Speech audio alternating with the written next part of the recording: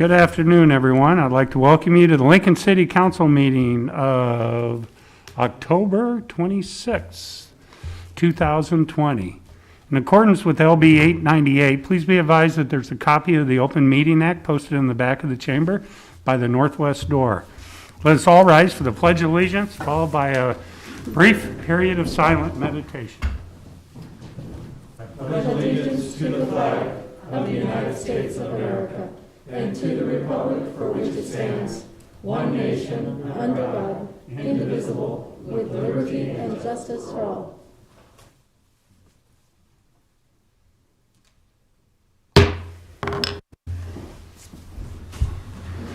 Okay, the order of business of the City Council is as follows. The clerk will call the items listed on the agenda under public hearing.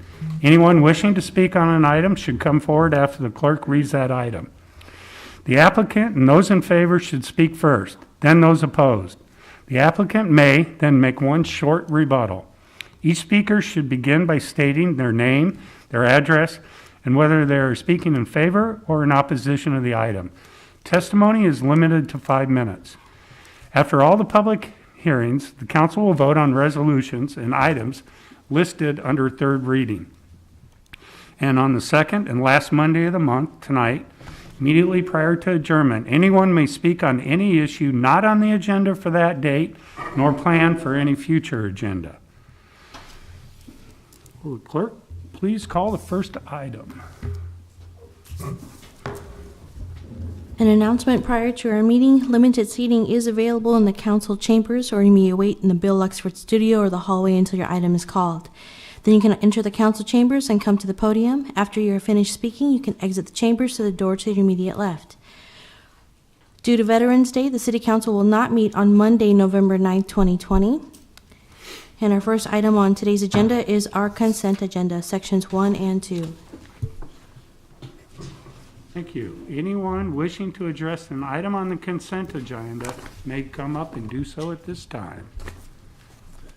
Good afternoon. Lynn Johnson with Lincoln Parks and Recreation. I am here this evening to introduce two new members of the Community Forestry Advisory Board that are here for your affirmation this evening.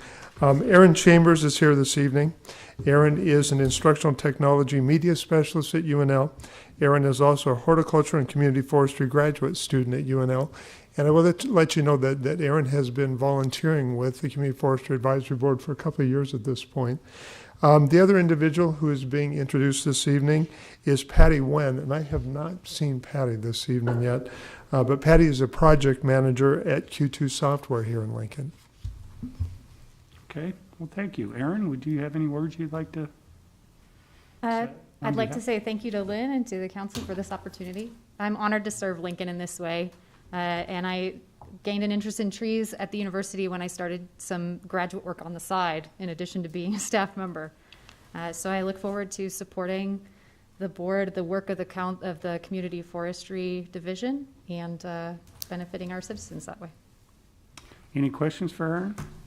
I want to thank you, Erin, for agreeing to volunteer for the city of Lincoln. It's much appreciated. It's been a pleasure. Thank you. Yay, trees. Yay, trees. Trees are a good thing. They do. They help us Okay. Okay, thank you. Thank you. Yes, would you like to come forward? Oh, if I met you. Good evening, council members. I'm Chris Lamberty. I'm Executive Director of the Lincoln Housing Authority, and I am here tonight to introduce Fatma Sohi, who is the nominee to be a commissioner on the Housing Authority's board.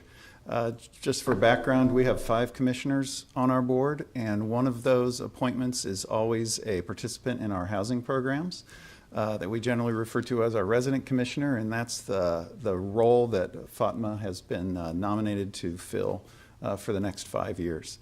Prior to this nomination, she's been a member of our resident advisory board for the last 3 years, which is a group of 15 to 20 housing participants who provide us guidance as an organization on our policies and programs, and she's been a very engaged and insightful member of that advisory board, and I'm very, very excited to welcome her as a member of our governing board. And so with that, I'd introduce Fatma Sohi. Good afternoon. Good afternoon. Thank you so much for inviting me today. I hope you and your family are staying safe and healthy during this COVID-19 pandemic. My name is Fatma Sawi, and Lincoln, Nebraska is my home since I moved from Sudan, Africa to Lincoln 2014. And I got my master's degree from University of Nebraska, Lincoln, the College of Business Administration, and where I get my first opportunity to serve my community through Civic Nebraska as volunteer income tax assistant. And I'm so excited and passionate about this opportunity because I love to give back to my community. And Lincoln Housing Authority is known with the great benefit and services to our community. Thank you so much, and I'm looking forward to it. Thank you. Any comments? Again, thank you very much for agreeing to serve our community. Okay. Anybody else like to come forward to speak on anything else on our consent agenda?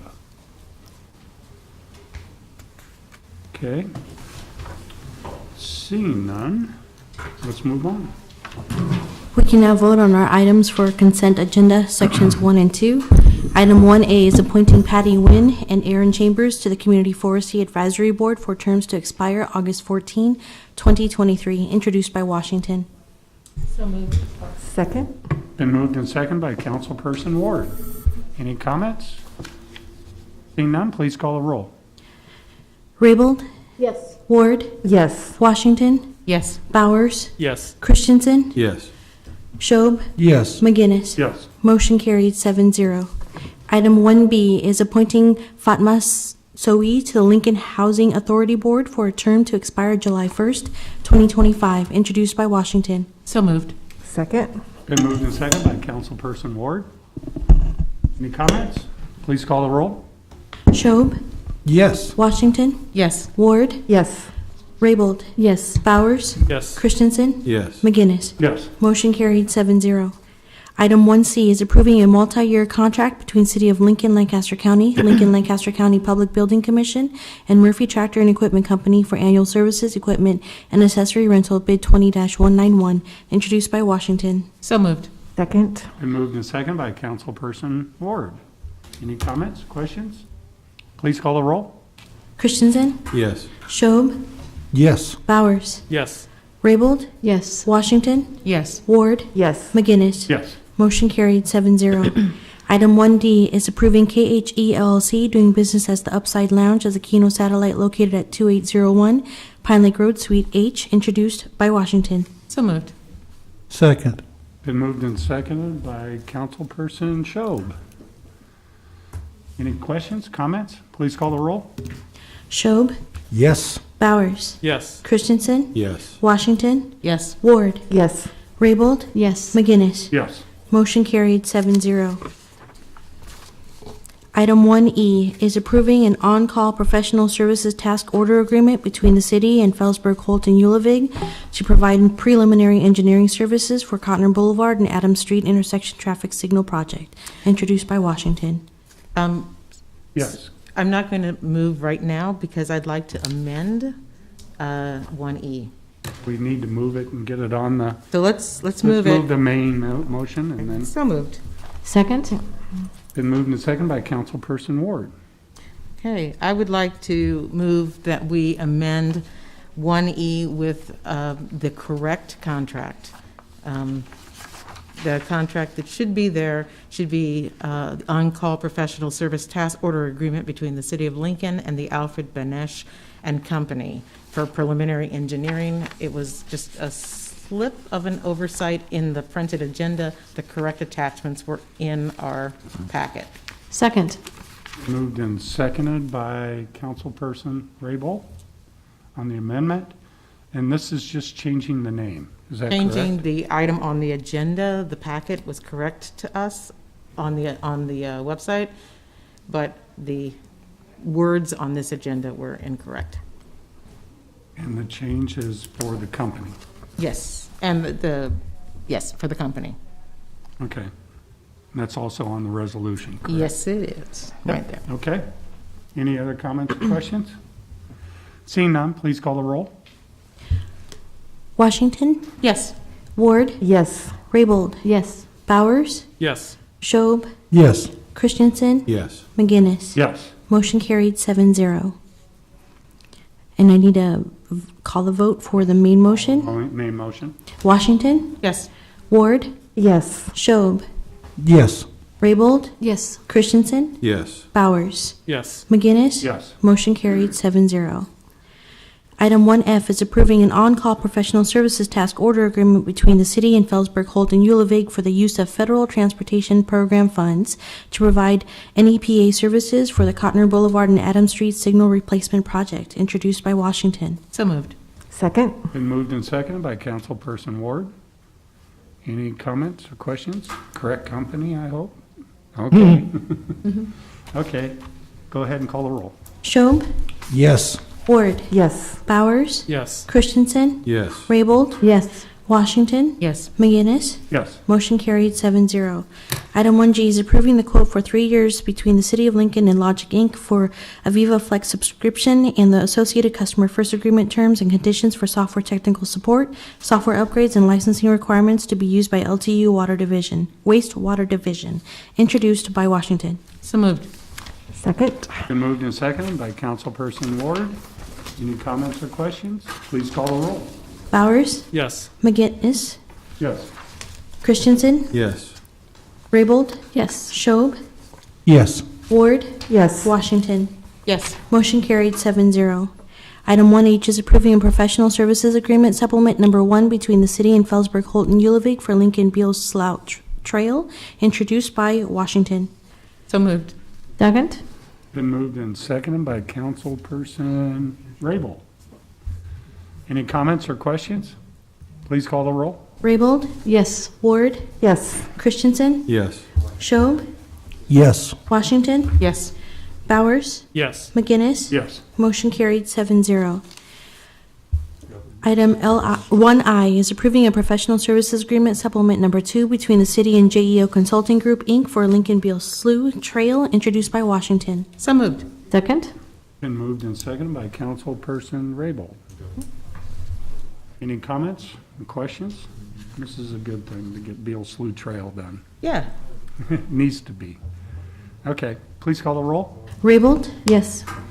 Ward, Yes. Bowers, Yes. Christensen, Yes. Schob, Yes. Washington, Yes. McGinnis. Yes. Motion carried 7-0. Item 1J is setting the Board of Equalization hearing date on Monday, November 23rd, 2020 at 5:30 p.m. on the assessments for the Downtown Management BID, Downtown Management Core Overlay District, Downtown Management District, and West Haymarket Maintenance District, introduced by Bowers. So moved. Second. Been moved and seconded by Councilperson Christensen. Any comments or questions? Please call the roll. Christensen, Yes. Raybold, Yes. Schob, Yes. Washington, Yes. Ward, Yes. Bowers, Yes. McGinnis. Yes. Motion carried 7-0. Item 1K is application of White Elm Brewing Company, LLC, doing business as White Elm Brewing Company for a special designated license to cover an outdoor area measuring approximately 50 feet by 20 feet at 801 R Street, Suite 3, on October 31st, 2020, from 9 a.m. to 12 a.m., introduced by Christensen. So moved. Second. Been moved and seconded by Councilperson Schob. Any comments or questions? Seeing none, please call the roll. Schob, Yes. Washington, Yes. Ward, Yes. Bowers, Yes. Christensen, Yes. Raybold, Yes. McGinnis. Yes. Motion carried 7-0. That concludes our consent items. We can move on to our Section 4, Public Hearing Liquor Resolutions. I'll be calling items 4A and 4B together. Application of Husker Management, Inc., doing business as Holiday Inn Express and Suites, Lincoln Southeast, for a Class C liquor license, and the related manager application of Andrea R. Homestead, doing business at 8801 Amber Hill Court. Thank you. Hello, I'm also Andrew? B, C, D, and E, and F as well. Council, would you like me to call the rest of those together as well? Sure. Okay. Application 4C is for L&K Lodging LLC, And application 4E is LNK2 Lodging LLC, doing business as 1000 Bond Street, with the related manager application of Andrea R. Homestead. Please Andrea raise your right hand. Do you solemnly swear or affirm that the testimony you're about to give is the truth as you really believe it to be? Yes. Thank you very much. Thank you. Do you have anything you want to say?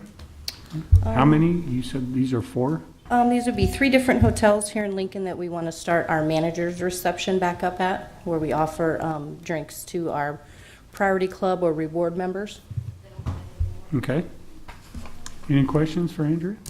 I hope it's a sign that business is picking up. We hope so. It's stressful, yes. Yes. Okay. Well, thank you for coming down. Thank you. Appreciate it.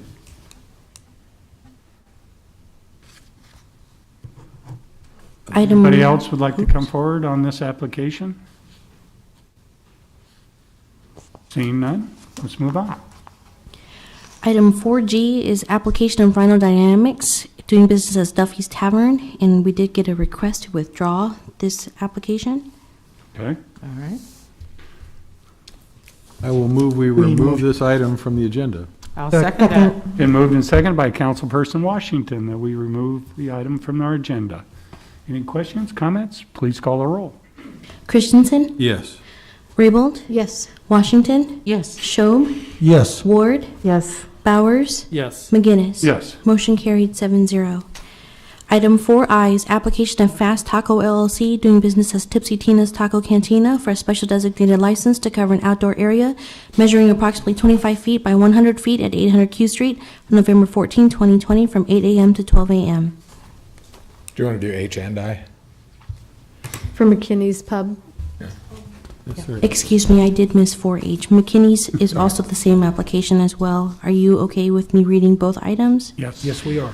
I will read 4H, application of McKinney's Pub LLC, doing business as McKinney's Irish Pub for a special designated license to cover an outdoor area measuring approximately 25 feet by 90 feet at 151 North 8th Street on November 14th, 2020, from 8 a.m. to 12 a.m. Gonna Do you need me to sign it or swear in? swear in. Sorry. I'm good. Go. Here for questions. I got one quick one. 25 feet. Is this just the parking area or is this? Yes, that's just the same as we did last week. Just the Okay. parking spots in front Just of the parking facility. spots. Yep, That's why one is 90 and the other's 100. Okay. correct. Has anything changed since your last application? No, nothing has changed with us. All right. I know some of the other ones have been withdrawn, but ours is still normal. Okay. Any other comments or questions? Okay, thank you for coming down.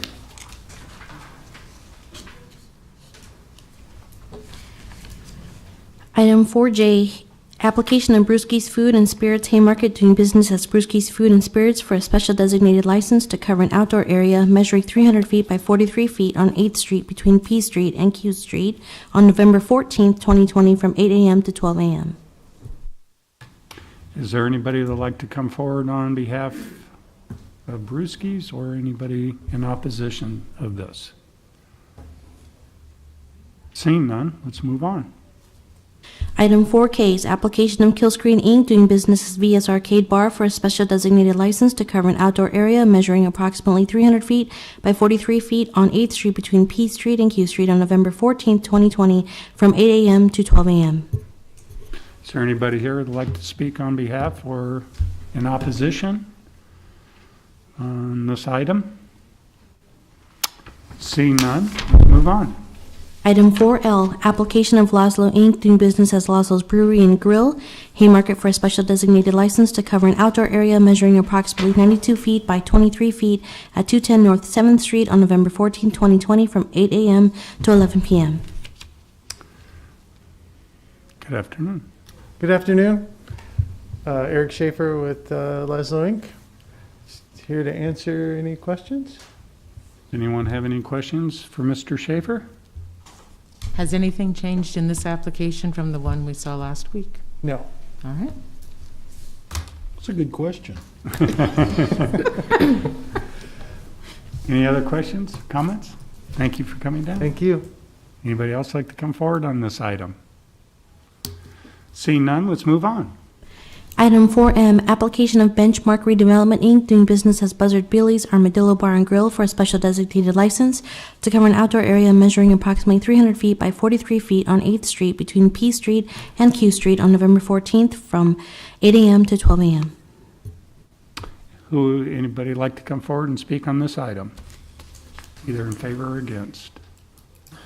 Yes, Councilman Christian. I will move the approval of items 4A through 4F and item 4H through 4M. Second. Been moved and seconded by Councilperson Ward. That we approve these items. Any other comments? Questions? Please call the roll. Christensen, Yes. Washington, Yes. Ward, Yes. Schob, Yes. Raybold, Yes. Bowers, Yes. McGinnis. Yes. Motion carried 7-0.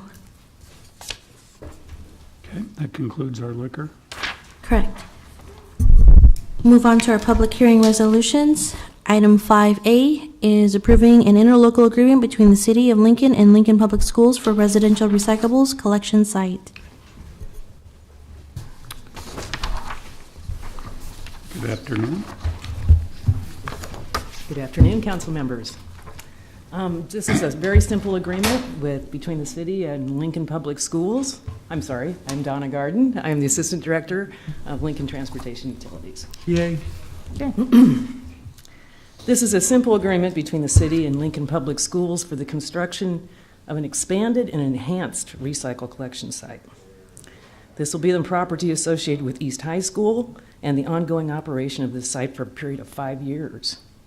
The longer-term agreement allows for more effective facility and program planning for both entities, and it would be renewed for successive periods unless termination is warranted. This site will be modified excuse me, to allow for more bins that are standardized. Surveillance will be added, and this will become one of the 5 large sites for recycle collection. We truly appreciate the collaboration with Lincoln Public Schools and our partnership in promoting waste diversion, and I'd be happy to answer any questions at this time. Do we have any questions for Ms. Garden? Yes, Councilperson Show. Thank you, Mr. Chair. Ms. Garden, thank you very much for coming up. East High, this has always been one that's been very well used. It's going to get bigger now. Bigger, better, faster, stronger, or just? It will get bigger and better. We do have a picture of it. It's a 3D rendition on our website. If you go there to take a look, you can see what it's going to look like. All the bins will be stretched out in a long area. It'll be a little bit further to the east than where it's located right now, and you'll have easy access in and out. And we hope that it will be a very, very nice facility for the future. As you remember, when we first went to cardboard recycling, that was one of the sites that was always full. So the public uses it a lot, and I'm glad to hear it's going to get bigger. Oh, Jane was first. Well, Councilman. that was sort of my question. I know that there was an aerial provided of the existing collection site, and I was just curious on the expansion, but you mentioned go check out the website, and what do we click on to look at it? There's actually a banner that's on top of our solid waste recycling, if you type in recycling in the keyword. And there's a banner on that page that you can go to on how we're reconfiguring our collection sites. And if you'll click on that, you'll see that 3D rendition down below that will show you all angles of what it's going to look like. And when do you hope to have the expanded recycling site open? It'll be open before the end of the year. We feel pretty confident of that. We just did receive bids back on it this last week, so we expect to get started as soon as we can award that bid. Okay, great. Thank you. I was just going to comment that the current site is a little worse for wear and really does need to be renovated. Thank you, and we hope to have a really nice site for you in about maybe a month and a half. Yes, Councilperson Washington. Thank you for coming down and presenting this, Ms. Garden. I have a question about parking. So when the site moves further east, this is in front of the Seacrest Field in that parking area? That is correct, yes. So how many spaces will be lost You know, I don't have an exact count on that, but there will be more spaces than that's taking up right now. So it's not a fair trade-off. It'll be a few more, but it's really close to the south side of that area, and we hope not to make a big impact on parking for Seacrest Field. Okay, thank you. Any other questions? Ms. Garden, I got one. Is the property owner, which is LPS, doing the construction for this new site? They are, well, we've contracted it out, and it's been contracted through LPS, correct? Okay. And we're just funding it? We are funding it, yes. They're doing the building? Yes. But we're responsible for all repairs and maintenance and ongoing maintenance and cleanup after the fact. Also says that you were agreed to work with them in possibly exploring other sites. We do hope to in work with them. LPS system. Yes, we do. We do hope to work with them for other sites, particularly the brand new high school sites. Northwest. Opportunity. Yes, Councilperson Show. Sorry to do that to you, Mr. Chair. Ms. Garden, I'm looking at the picture that you talked about now, and there seems to be some screening, privacy fencing around it. Can you elaborate on that a little bit more? Yes, there is screening and privacy fence around the entire south and a little bit to the, I think, on the east and west side. As you know, a lot of our sites have that wood kind of thing going there. This is a little bit different. We're using black mesh on that. That'll be a lot different from what our other sites look like. And we're also being able to put some curb stops there so that when we put the bins down, they don't run into the fence. And I think that's where we've had issues before. So we hope to have this look a lot nicer for the neighborhood. I was thinking aesthetically pleasing is what doors are working, yeah. Are you going to have cameras on these sites? We are. Okay. Anything else for Ms. Garden? Thank you for coming down. All right, thank you. Thank you. Anybody else would like to come forward on this item? Seeing none, we'll move on. Item 5B is use permit 132D, application of Whitehead Oil Company for an adjustment to the maximum height to 100 feet for a flagpole on property generally located at Highway 2 and Pine Lake Road. Good afternoon, Mr. Whitehead. Good afternoon. Don't know how. You're up. You're up. There you go. This is for 100-foot flagpole, as you can see on your deal. This is consistent with what we've done at 84th and Highway 6 and First and O Street as well. This depicts, Mr. Gergen did this for us. It accurately depicts where the flagpole is going to be. We have the site plans flipped a little bit, but then switched the car wash around. But generally speaking, that's it's an accurate depiction of where the flagpole will be. It's nowhere close to any residential area in this area. Wes Witten is developing all the property around us. I've spoken with him, and he's 100% in favor of this project. Likewise, I've reached out to Jolene Stout with Home Depot, and Benny McCombs and Mark Hunziker are the owners of the development, and we're moving forward with their blessing as well. Our intent here is to put up a 100-foot flagpole, flying up to a 60-foot flag, which is what we originally started flying at First and O and 84th and Highway 6. We've shrunk that down to a puny little 45-foot flag last couple of years, primarily because 60-foot flags, wear and tear on those is pretty extensive. I think this will be a beautiful highlight to the entrance of the city of Lincoln. It sits off of Highway 6. As you can see here a little bit, there is, a development, Witten's development is between us and Highway 2, so there is some spacing involved with that. So with that, I would be glad to answer any kind of questions you might have. Yes, question, Councilperson Raybold.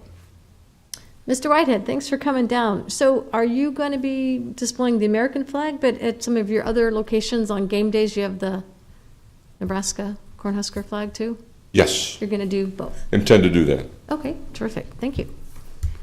Any other questions? I did Yes, have a question. Councilperson Washington. In the description of the project, which was very helpful, it talked about a fall zone, and though we don't have specific requirements for fall zones for flagpoles, we have them for cell towers. And I was comforted to see that there was no building in the way except for your own. But I also know that that hasn't been developed yet, and I'm curious, the site that's north between you and Highway 2. Right. Will they have any limitations to their development because of the height of the flagpole? No, and I mentioned that's owned, it's going to be developed by Wes Witten. He's going to start construction next fall. We are proceeding forward with his blessing on this. Okay, thank you very much. And he indicated he was going to send a letter to the council. I don't know whether he actually did or not, but I've talked to him a couple times, and he is in full support. Thank you. Any other questions for Mr. Whitehead? Thank you for coming down. Thank you. Is there anybody else who'd like to come forward to speak on this item? Hello, my name is Robert Way. I live at 801 Alvarado Avenue. I just had a question. Other than the American flag and the Husker flag on game days, would any other types of messages be allowed on this flagpole? That'd be a question for our planning. Yeah. David? Actually, that's a very good Dr. question. Carey? He's thinking outside the pole, isn't he? David Carey, Director of the Planning Department. That is a good question. Basically, there would be a limitation on what can be displayed on the pole. In the case of perhaps putting something besides a state flag or a national flag, it would be considered advertising, and so there is a limitation of it in that sense. But otherwise, what's being proposed is perfectly fine. So there would be the advertising limitation on there. It'd be considered a sign. So state flags, city flags, national flags are all appropriate. Correct. Okay. Thank you. Is there anybody else who'd like to come forward to speak on this item? Seeing none, let's move on. Item 5C is use permit 20013, application of Ryan Tarnick to allow for approximately 3,500 square feet of commercial floor area with the waiver request to adjust the side yard setback to 10 feet for parking on property generally located at 6016 South 87th Street. Yes. Good evening. My name's Tim Gergen with the Clark Henderson Partners representing Dr. Tarnick for Tarnick Chiropractic. This is an area that is at 80, just behind Covenant Church, over by Lincoln Christian off of 84th Street. This is a predominantly multifamily development, townhomes, fourplexes. However, in this area, when we were permitting this initially, we were within the gas main setback, so we had to do a commercial zoning. We were in amongst a bunch of residential development, so we thought an RT development would be most appropriate for this development, which is a residential transition development. There is the schematic of the building.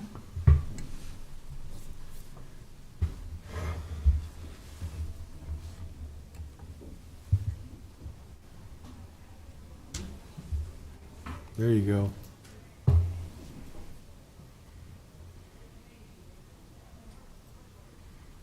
Dr. Tarnick is a chiropractor. It's a medical office building. It is an allowed use of an RT zoning. It is a 4,500 square foot building, less than the threshold. We are asking for a waiver on a side yard setback to the proposed residential development. We're proposing fencing and a screening, additional landscape screening for that setback. And I'd be happy to answer any questions you may have. Do we have any questions? Councilperson Raybold. Tim, could you kindly put up the drawing, and I couldn't figure out which side yard are you asking for the waiver of the setback? Yes. We're asking for that setback along this setback here. And it would be reduced to 10 feet or what? Yes, to Okay. 10 feet. Okay. And what is on the, what is that building on the other side then? So this is an existing fourplex, Mhm. and then this was part of the development. These are townhomes here, duplexes. Okay, all right, thank you. Any other questions? Yeah, I have a couple. Tim, how big is the side yards on the townhome, between the duplexes or the townhomes? This one will be 5 foot here. Okay. And How about the other ones going south? this one we have 20 foot, and then this will be 20 foot. as How well. about the other townhomes? How far, what's the setbacks between the new townhomes that are to be built? Yes, these right here, they'll be 5 foot along here, and we're asking for 10 foot here. Okay, but as you go down between those, how, They're all 5 foot. they're all 5 foot? Yes. And you're asking for 10 foot on this? Correct. Okay, one other quick question I have, and I could be wrong, I was involved when we did the RT transitional, and we said they all had to be pitched roofs. Correct. So we have this rendering doesn't show, we have a pitch roof here, and then this rendering this will be a pitched roof that's coming up this way. Okay. And you have to use what, stone or materials? Residential Houses type are commercial, different. Back yes. then it was hard surface, but. Right. Type. And you're asking for the total project to be 3,500 square feet? Yes, I believe it's 3,500, not How much 4,500. are they going to occupy the whole 35? They're going to occupy about half of that. So the other half will be available for lease? Correct. Okay. How many parking stalls? 27? Yeah. What would that be, the 7 to 1? 8 to 1? Yeah, about 27 stalls. We were very animate about providing more than enough parking that's required by code, so we're not parking into the neighborhood streets.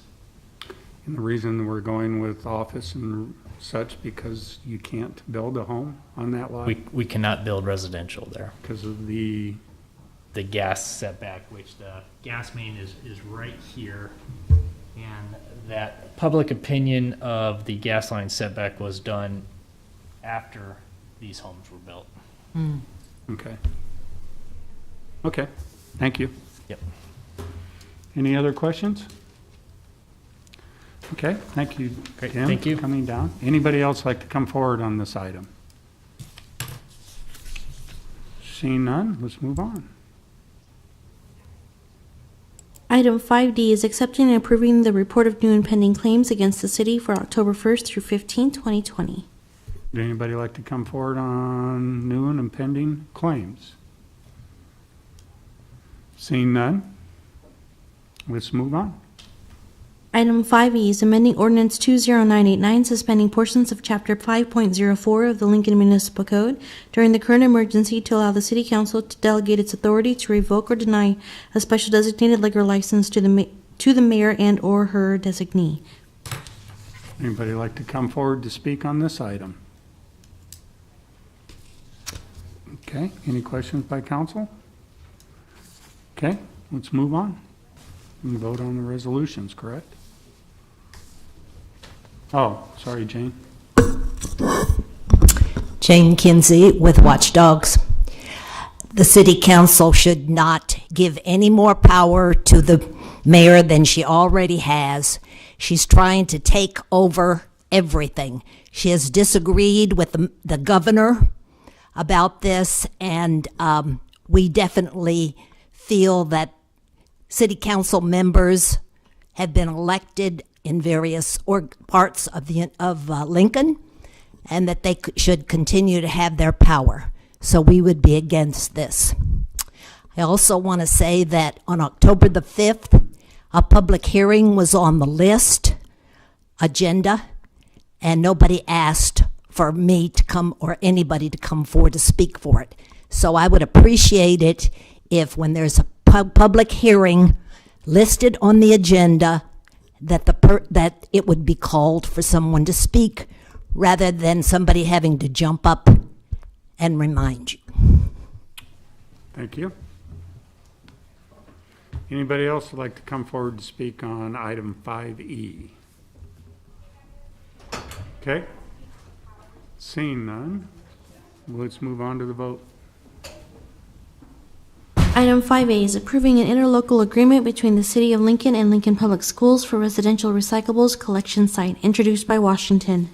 So moved. Second. Moved and seconded by Councilperson Ward. Any comments, questions? Okay, please call the roll.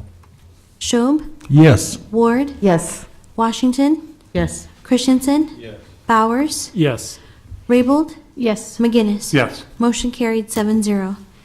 Item 5B is use permit 132D, application of Whitehead Oil Company for an adjustment to the maximum height to 100 feet for a flagpole on property generally located at Highway 2 and Pine Lake Road, introduced by Washington. So moved. Second. Moved and seconded by Councilperson Ward. Any comments or questions? Seeing none, please call the roll. Schob, Yes. Ward, Yes. Washington, Yes. Bowers, Yes. Raybold, Yes. Christensen, Yes. McGinnis. Yes. Motion carried 7-0. Item 5C is use permit 20013, application of Ryan Tarnick to allow for approximately 3,500 square feet of commercial floor area with the waiver request to adjust the side yard setback to 10 feet for parking on property generally located at 6016 South 87th Street, introduced by Washington. So moved. Second. Been moved and seconded by Councilperson Christensen. Any comments, thoughts? Please call the roll. Raybold, Yes. Ward, Yes. Schob, Yes. Bowers, Yes. Christensen, Yes. Washington, Yes. McGinnis. Yes. Motion carried 7-0. Item 5D is accepting and approving the report of new and pending claims against the city for October 1st through the 15th, 2020, introduced by Washington. So moved. Second. Seconded by Councilperson Ward. Any comments or questions? Seeing none, let's please call the roll. Ward, Yes. Christensen, Yes. Washington, Yes. Schob, Yes. Raybold, Yes. Bowers, Yes. McGinnis. Yes. Motion carried 7-0. Item 5E is amending ordinance number 20989, suspending portions of Chapter 5.04 of the Lincoln Municipal Code during the current emergency to allow the City Council to delegate its authorities to revoke or deny a special designated liquor license to the mayor and/or her designee, introduced by Washington. So moved. Second. Been moved and seconded by Councilperson Ward. Any comments? Yes. Councilperson Raybold. Oh, go ahead, Jane. Okay, and I want to say I am going to support this. The intention behind this is to make sure that the businesses that request these special licenses get an immediate response so that we don't delay their application. We understand that many of the bars and restaurants are doing everything they can to really create an inviting environment, but most importantly, a safe environment where people can continue to gather and these businesses can continue to thrive. Oftentimes, we don't want these businesses to expect a delay. They need some assurance that this event will be approved, and we don't want to delay, certainly, the Liquor Commission making the final recommendation as well. This is one small measure, and I think people need to know this is only during this emergency, and that it will, go back to the normal process of doing business where these things do come before the City Council in a very routine fashion. Since nothing is routine right now, we want to expedite it, and that's why I will support this. Councilperson Washington, did you have something to say? I did. Thank you very much, Chairman. Oops, computer, don't leave me now. Okay. I wanted to point out that what we're trying to amend here to give the authority to the mayor is giving the mayor the authority to revoke the license when time is of the essence, but in its original form, that authority was the city clerk's, an employee. So we're making a change from a city employee to an elected official, only when time is of the essence. Okay, Councilperson Ward. Thank you, Mr. Chair. So just to follow up with my colleagues' comments. I was the council person that asked for this change. To reiterate what Councilwoman Washington just said, I asked the law department to make this change from our esteemed clerk to an elected public official to deal with the revocation process. I thought that should be someone in an elected position, not our city clerk. And to reiterate what Councilwoman Raybould said, the intent of this entire resolution is to help our small businesses in an expedient manner. We are not in normal times, and so that was the simple change, and I was happy to make that, and will be supporting this resolution as introduced. Thank you very much. Councilperson Christensen. Well, there is no change in whether it's expedited at the clerk's office or the mayor's office. It happens just as quickly either way, and I suspect it'll happen quicker at the clerk's office because it's been happening quickly at the clerk's office. So I think this is a solution in search of a problem, so I'm not going to support it. Anybody else would like any comments, questions? Okay, please call the roll. Ward. Yes. Schob. Yes. Raybold. Yes. Christensen. No. Bowers. Yes. Washington. Yes. McGinnis. Yes. Motion carried 6-1. Okay, that ends our resolutions. Should we move on to the public hearing and second ordinances? I'll be calling items 6A and 6B together. Item 6A is text amendment 20006, application of planning director to amend Lincoln Municipal Code sections 27.02, .020, 27.02.210, 27.06.080, 27.28.020, 27.62.050, and 27.67.040. To provide a definition and conditional zoning regulations for transitional living facilities that will replace the regulations for alternative to imprisonment facilities by repealing section 27.63.750 to remove special permits for alternative to imprisonment facilities, and repealing sections 27.02.020, 27.02.210, 27.06.080, 27.28.020, 27.62.050, and 27.67.040 as hereto existing.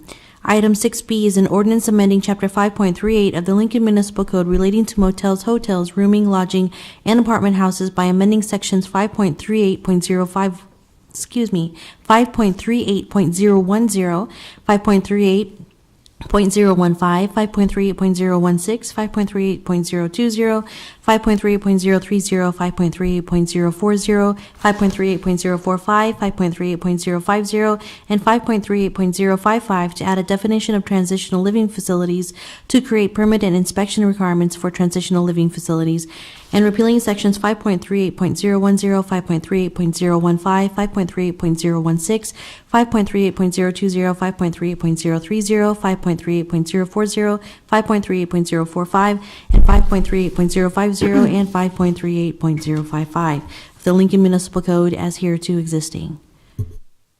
Thank you. Yes, Director Carey. David Carey, Director of the Planning Department. I also have Steve Henriksen here from the Planning Department as well. A lot of sections in there and reading that off. Thank you. We're here tonight to propose for your consideration and to have a hearing on text amendment of Chapter 27 as well as Chapter 5. I will explain that planning staff will handle the item A under this section of the agenda, and Tim C. from the Law Department will be handling item B, just for clarity on that. So what we have in front of you for the text amendment to Chapter 27 is to change, to add a definition for transitional living to the document, as well as to add in regulations under a conditional permit process for transitional living. Up until this point, this topic was handled under alternatives to imprisonment with a special permit. As you know, this body decided to put a moratorium on that special permit use over the summer, and we have a deadline of November 16th of this year to get something adopted, and our efforts since then have been to make sure that we are being inclusive enough with the community to hear the ideas and the opinions of stakeholders about this topic, and to come up with a balanced approach to try to allow for this use to occur, but to keep in mind the well-being of the neighborhoods in which they would occur. And we believe that this proposal, as presented to you, meets that challenge. I will note that on August 25th, we had a very good, in these chambers, actually, a very good public meeting on this topic. We heard a lot of good feedback and some good questions were asked, and we learned from that. We then also had the opportunity to brief you all on September 21st, and I think that was very productive and useful to help gain a better understanding of everything. We went to the Planning Commission on September 30th, where we did receive unanimous approval of this proposal. Again, this is the Chapter 27 item that is before you that went to Planning Commission. And we are here today for a public hearing on this in front of yourselves. And again, we have put this effort forward to make sure that we could have something approved and in play for enforcement by that November 16th deadline for the moratorium. So with that, we are here to answer your questions. Steve is here definitely on the more specific side of things to make sure that we get it right. So go ahead and ask us your questions if you have any at this time, and we will be here throughout the hearing as well. Do we have any questions for Director Carey at this time? Or Mr. Hendrickson? We will reserve the right to bring you back up. Yeah, absolutely. Duly noted. Okay. Thank you. Don't go too far. Let's move on to 6B.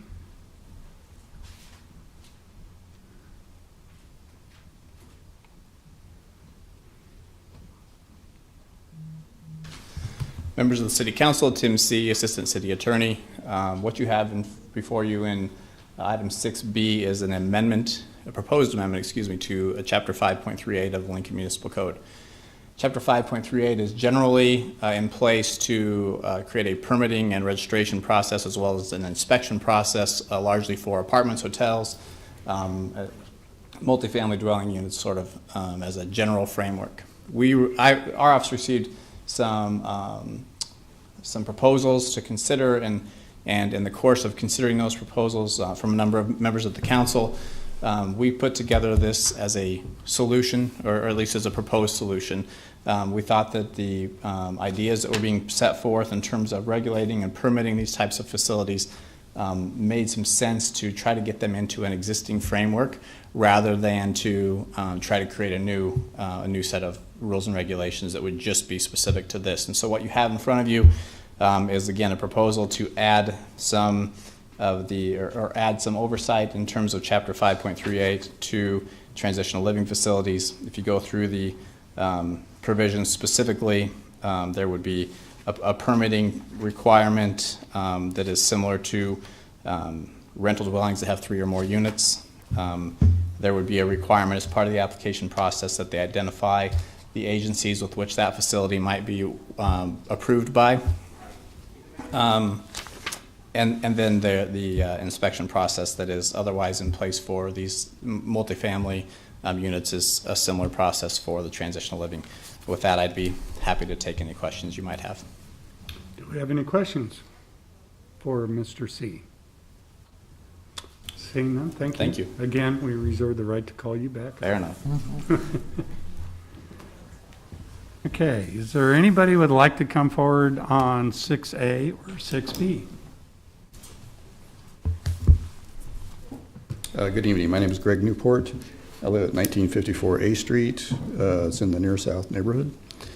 You probably have a couple of letters from me in your packets from over the course of several weeks here, and it's been an evolution of understanding of what this ordinance does to, I guess, make improvements to what does not exist right now within the ordinance. I would like to just cover, in the brief time I have, just to cover a few things that I think are still missing from the ordinance that I think have been brought up to the planning department in the past as far as issues that the neighborhoods have. And I guess I want to start off by saying, we're not opposed to diversity in our older neighborhoods. I think diversity is a very important aspect to making older neighborhoods alive, with culture and excitement. So this is not about this is not a NIMBY thing. This is more. We would like better control, better management of the housing types that are being addressed by this ordinance. As a single-family owner, property owner, my wife and I take a lot of pride in what we've been able to accomplish in terms of making improvements to our homes. And I know other neighbors in the area have also taken a lot of pride in what they have accomplished with home ownership. And we certainly want to encourage more single-family home ownership. We also want to encourage transitional living if it's put in the right places. But I think with this ordinance, it really still comes short in satisfying a lot of our concerns. Probably one of the biggest concerns is public safety. And with the current language in the ordinance, they leave out parks, schools, and daycares from the distance requirements with these facilities. The other aspect of it is it's taken out the special permitting process that really the neighborhoods have relied on as far as providing input on where some of the group homes and other facilities of this type are located. With it being a conditional use process, the public input process is pretty much taken out of the equation.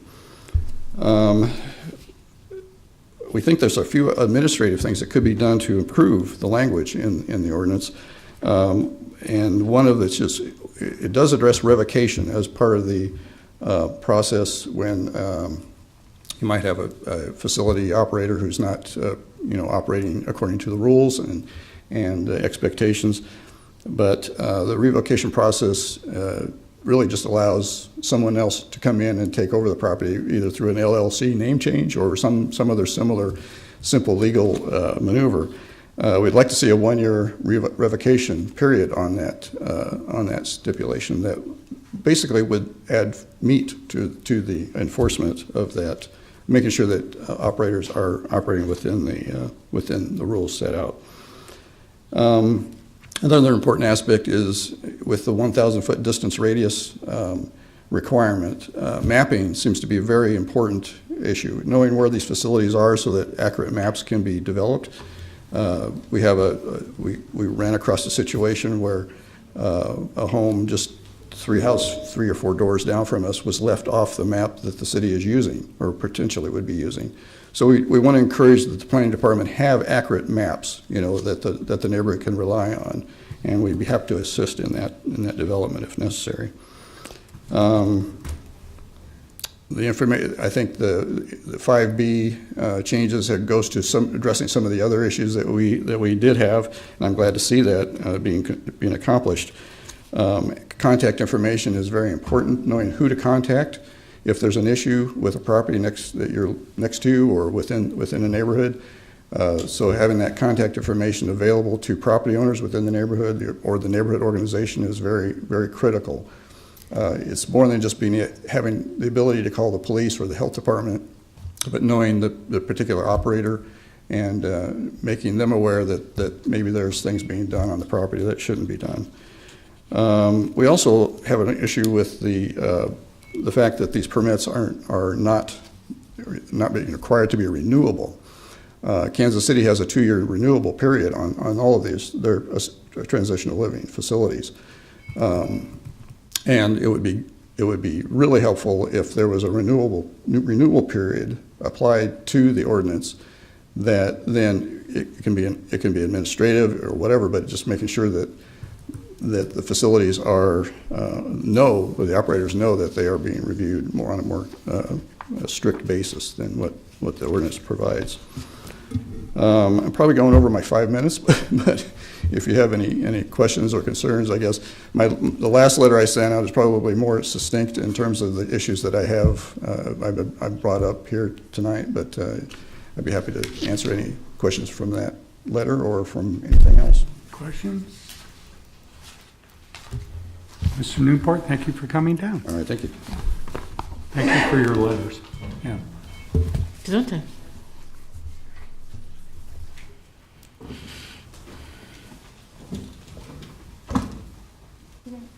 Sorry, it was hard to get out of there. Okay. I'm Ellie Sampson. I don't have anything prepared for this, but because it affects my neighborhood and there's already a house that is going to be up and running here soon. The corporation that bought the house that's in my neighborhood is from Chicago. I don't have to tell you what's happening in Chicago or why a business from there has no right to move transitional housing, an alternative to imprisonment housing, into a single-family neighborhood that is established, that has families that people look to move into because it's safe, that you can trick or treat at, that you can let your children play in the driveway, that you can let them ride their bikes around the block and not have to worry, that you know your neighbors, you know who's coming and going. You're inviting pedophiles, you're inviting petty thefts, petty thieves, you're inviting crime into single-family home neighborhoods, which is why it is zoned as it is currently. So please don't change this. Don't take away the safety that families seek for their children. People make poor choices and deserve second chances, but when you put 6 or 8 of those people in the same house, those influences are harder to overcome. Those pasts are harder to overcome. There's a reason that there are single-family zones, and there are a reason that there are multi-family zones, and there are reasons that there are transitional housing that have monitors, that a monitor lives there and checks in and have ankle monitors. But this proposal, from what I understand, is throwing that all out.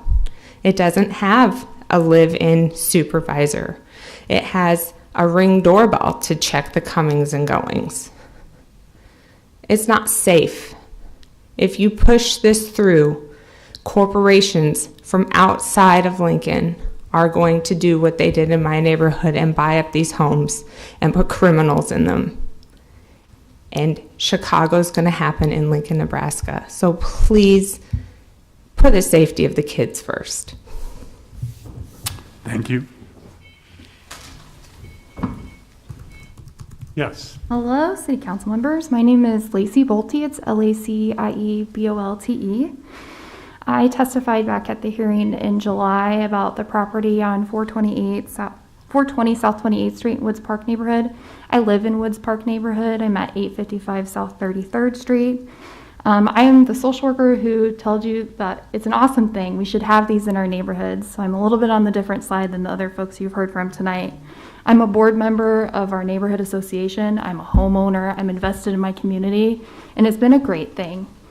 We have invested property owners who own that property. They're invested in the community. They come to our neighborhood meetings. It's awesome. We need this here. We need this for Lincoln. I've heard some things about these facilities being like cash cows, making a lot of money. If we just play that out here for a minute, at the last hearing back in July, it was mandated that that facility needed 24/7 supervision, right? Let's just say that person gets paid $15 an hour to make even, that they would have to have 4 people in that facility. So I don't think that's a cash cow. That doesn't add up to me. We're given an opportunity here to provide affordable housing to folks reentering society from incarceration. If we truly believe that incarceration rehabilitates individuals from crimes, then we have an obligation to assist them in finding one of the hardest things in Lincoln, which is affordable housing. In July, I told you that this was a housing issue, and I just want to underline this. This is a huge housing issue.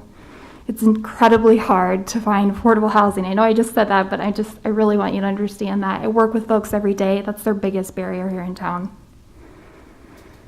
We have the funding, we have the programs, the services already exist. Let's use this as a resource in our community. Individuals who have the opportunity to live in these housing units have a chance for a fresh start with the support of qualified service providers.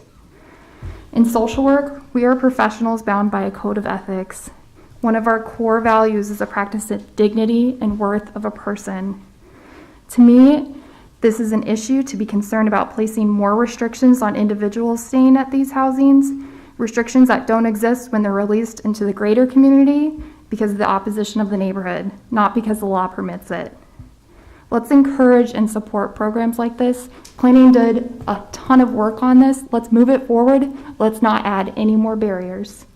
We don't need to create unnecessary regulations just because people don't want this in their neighborhood. I'll take any questions. Any questions? Seeing none, thank you for coming down.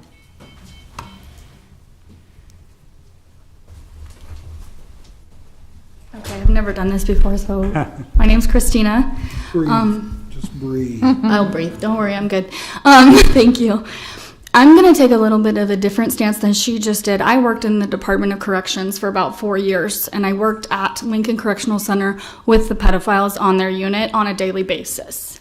Okay, I worked 80 to 100 hours a week at the corrections facility. That's another issue that we can, go come up with later, the overtime and all that. But I'm here to tell you, there's no rehabilitating a sickness like that, okay?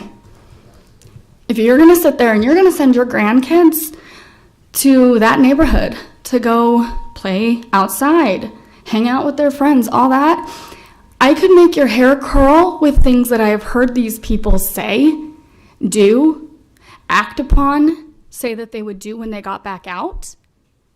All of that. So I beg of you as a human being, I don't own a house in the district. I don't have any kids. I just got married. I have no real row to hoe with this, except for the fact that it absolutely appalls me that this is even a thought. Because Ring doorbells, I have one on my house, but that's not going to keep these things from happening, okay? Ring doorbells do not fix a brain. They don't fix actions of people at all. So I'm begging you, please think about this. I know there's a lot of issues going on right now, but this is one that needs to have some serious thought put into it. Please take it from me. I know what I'm talking about on this one. Thank you. Thank you, Christine. And who would like to come up next?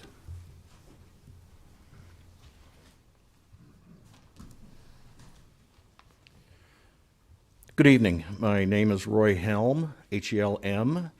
I live at 2750 South 13th Street here in Lincoln. And quick question, point of order. Do I get 10 minutes now that we've combined two items?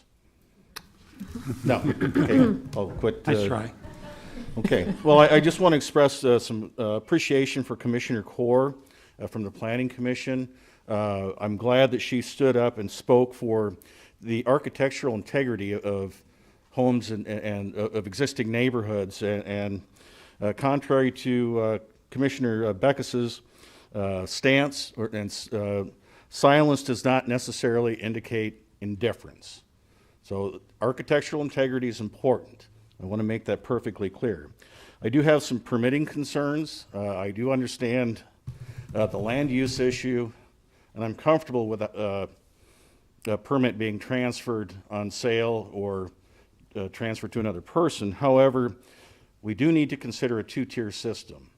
And there are concerns for profiteers, because anytime we have incarceration or rehabilitation for profit, those who are seeking the help and needing the help are now a commodity. And we need to really consider having a second level of permitting that has to be renewed and reviewed every time there's a transfer of property. And this permitting should not be check the boxes. As the Planning Commission has indicated, this needs public hearings, it needs public input. Every time we have an application for one of these permits, it's too important. This is not normal housing.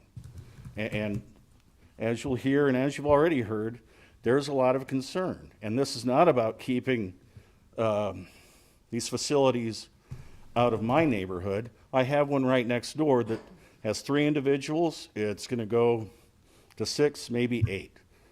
I'm concerned about the people inside, and I'm concerned about their safety as well. And we don't have transparency, and the only way we can get that is in a public hearing environment. I haven't heard from the property owner to disclose what their plans are. It's been since July. Never been introduced, never been contacted, no common courtesy. That's not transparency. That increases the bias. In the current plan, or the proposed plan, neighbors would only be notified after a permit was approved, giving no time for input. That's just wrong. We need to be part of the conversation.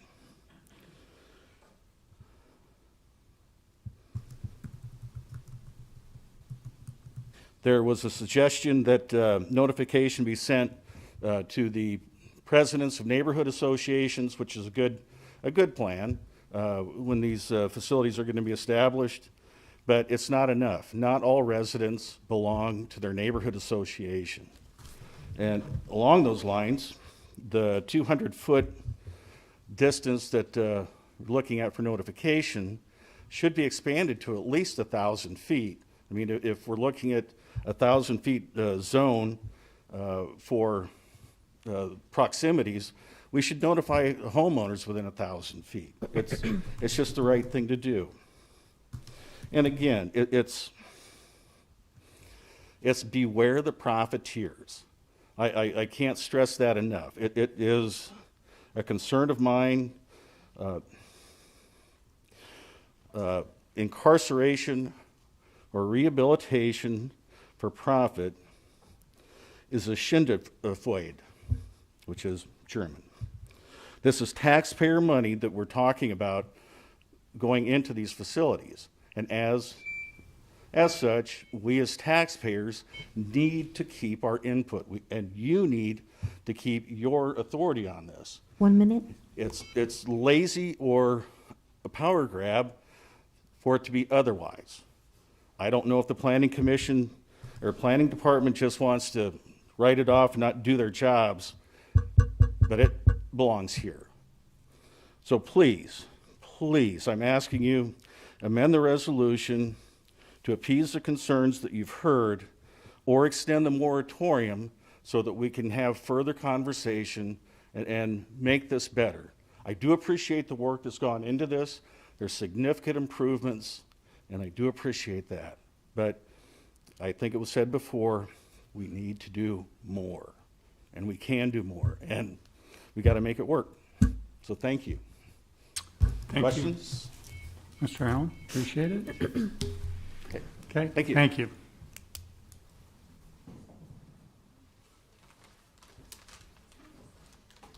We have room for two up here, if you want to come on up. We'll have one speak at a time. Hi, my name is Jennifer. I'm like Christina. I've done public speaking. I've never spoken at this council before. This is a matter, it was too important not to say something and speak up. We hear these resolutions, and I agree, everybody needs a second chance, but there's no point in putting families and children at risk. One of the reasons this hits so close to home is I'm not a victim, I'm a survivor of people like this. These people are not just, you can't, like she was saying, you can't rehabilitate that mindset any more than you can rehabilitate a broken child that has gone through that. I have turned my life around. I've become a success story, but I know many who haven't. And my question is to you is, as the City Council of Lincoln, how many children would be acceptable to sacrifice? To take that into consideration when considering this, because even one is too many. Thank you. Thank you. Good evening. My name is Rhonda Mattingly. I live at 2601 Southwest 16th, and I'm the executive director for Bridges to Hope. Bridges to Hope is a nonprofit organization that provides services to men and women who have been incarcerated and men and women who do deserve second chances. And our belief is that they can be rehabilitated and they do need to have support. However, with that said, I would like to also agree with many that I believe this is going too quickly, There's not enough standards in place. I, too, do not want to see profiteering come up. And as a nonprofit organization, we currently do not have transitional housing. It is a great need in our community. We need more housing. But we've seen from the nonprofit arena that with the organization and with the standards in place and the supervision, we see how they do become rehabilitated and successful community members. And we want to be able to show everybody that get to know us as nonprofit organizations working with these men and women, and see the relationships and the collaboration that goes on within the community. And then also having somebody in a transitional housing, you know that there's post-release supervision of some type. You could have pedophiles, as what was said, and criminals right next door to you without even knowing it. This way, with transitional housing, you at least know who is next to you. But the thing that I am against with conditional zoning is that you do get those that are just out for a profit. All they want is to come in and make money. There's no regulations, there's no stipulations. And I have worked with a number of men and women who have been in those houses that just pop up all over the place. And they're for-profit transitional housing units. And I have seen them recidivate because there's no programming, there's no support, there's no standards put in place. So is it going to be a little more difficult, and is it going to be a few more steps to go through public hearings to get transitional housing, which, like I said, Bridges to Hope, our goal is to get transitional housing in the near future. Am I willing to go through the permit process? Yes. Am I willing to go out and meet my neighbors and do the public hearings and take the time that is needed to be able to provide quality programming within these facilities? If there is somebody who just is in it for the money, they don't care what programs are going on. They don't care if there are any programs. They don't care if these people recidivate, because they're going to continue to keep coming out. And so as much as I appreciate the planning department trying to focus on transitional living housing and seeing the need for additional transitional living housing, I don't think this is the answer at this point in time. And if that it means, extending the moratorium, so be it. I mean, we know we can delay things if needed, and I think this is a time where we need to delay this and talk further, have more conversations to figure out a way that the neighborhood associations, which we have been in communication with, we want to make sure everybody is safe, because we have the same goal. And that same goal is to find houses for these men and women who are being released after incarceration, and it's to keep our community safe. Everybody's safe. And so, as a nonprofit organization, we also belong to the Coordinated Reentry Initiative, which is throughout Nebraska.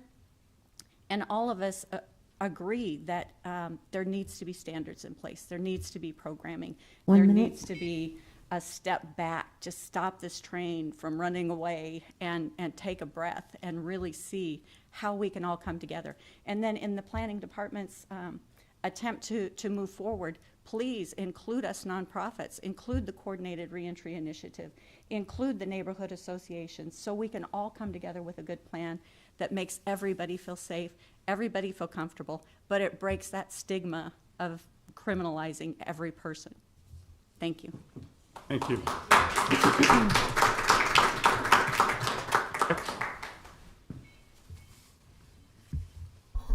Hello, I'm Linnell Quinn, and this is not what the agenda why I'm here, but while we're on it, there was just some things that I would like to say that I would like for the community to consider.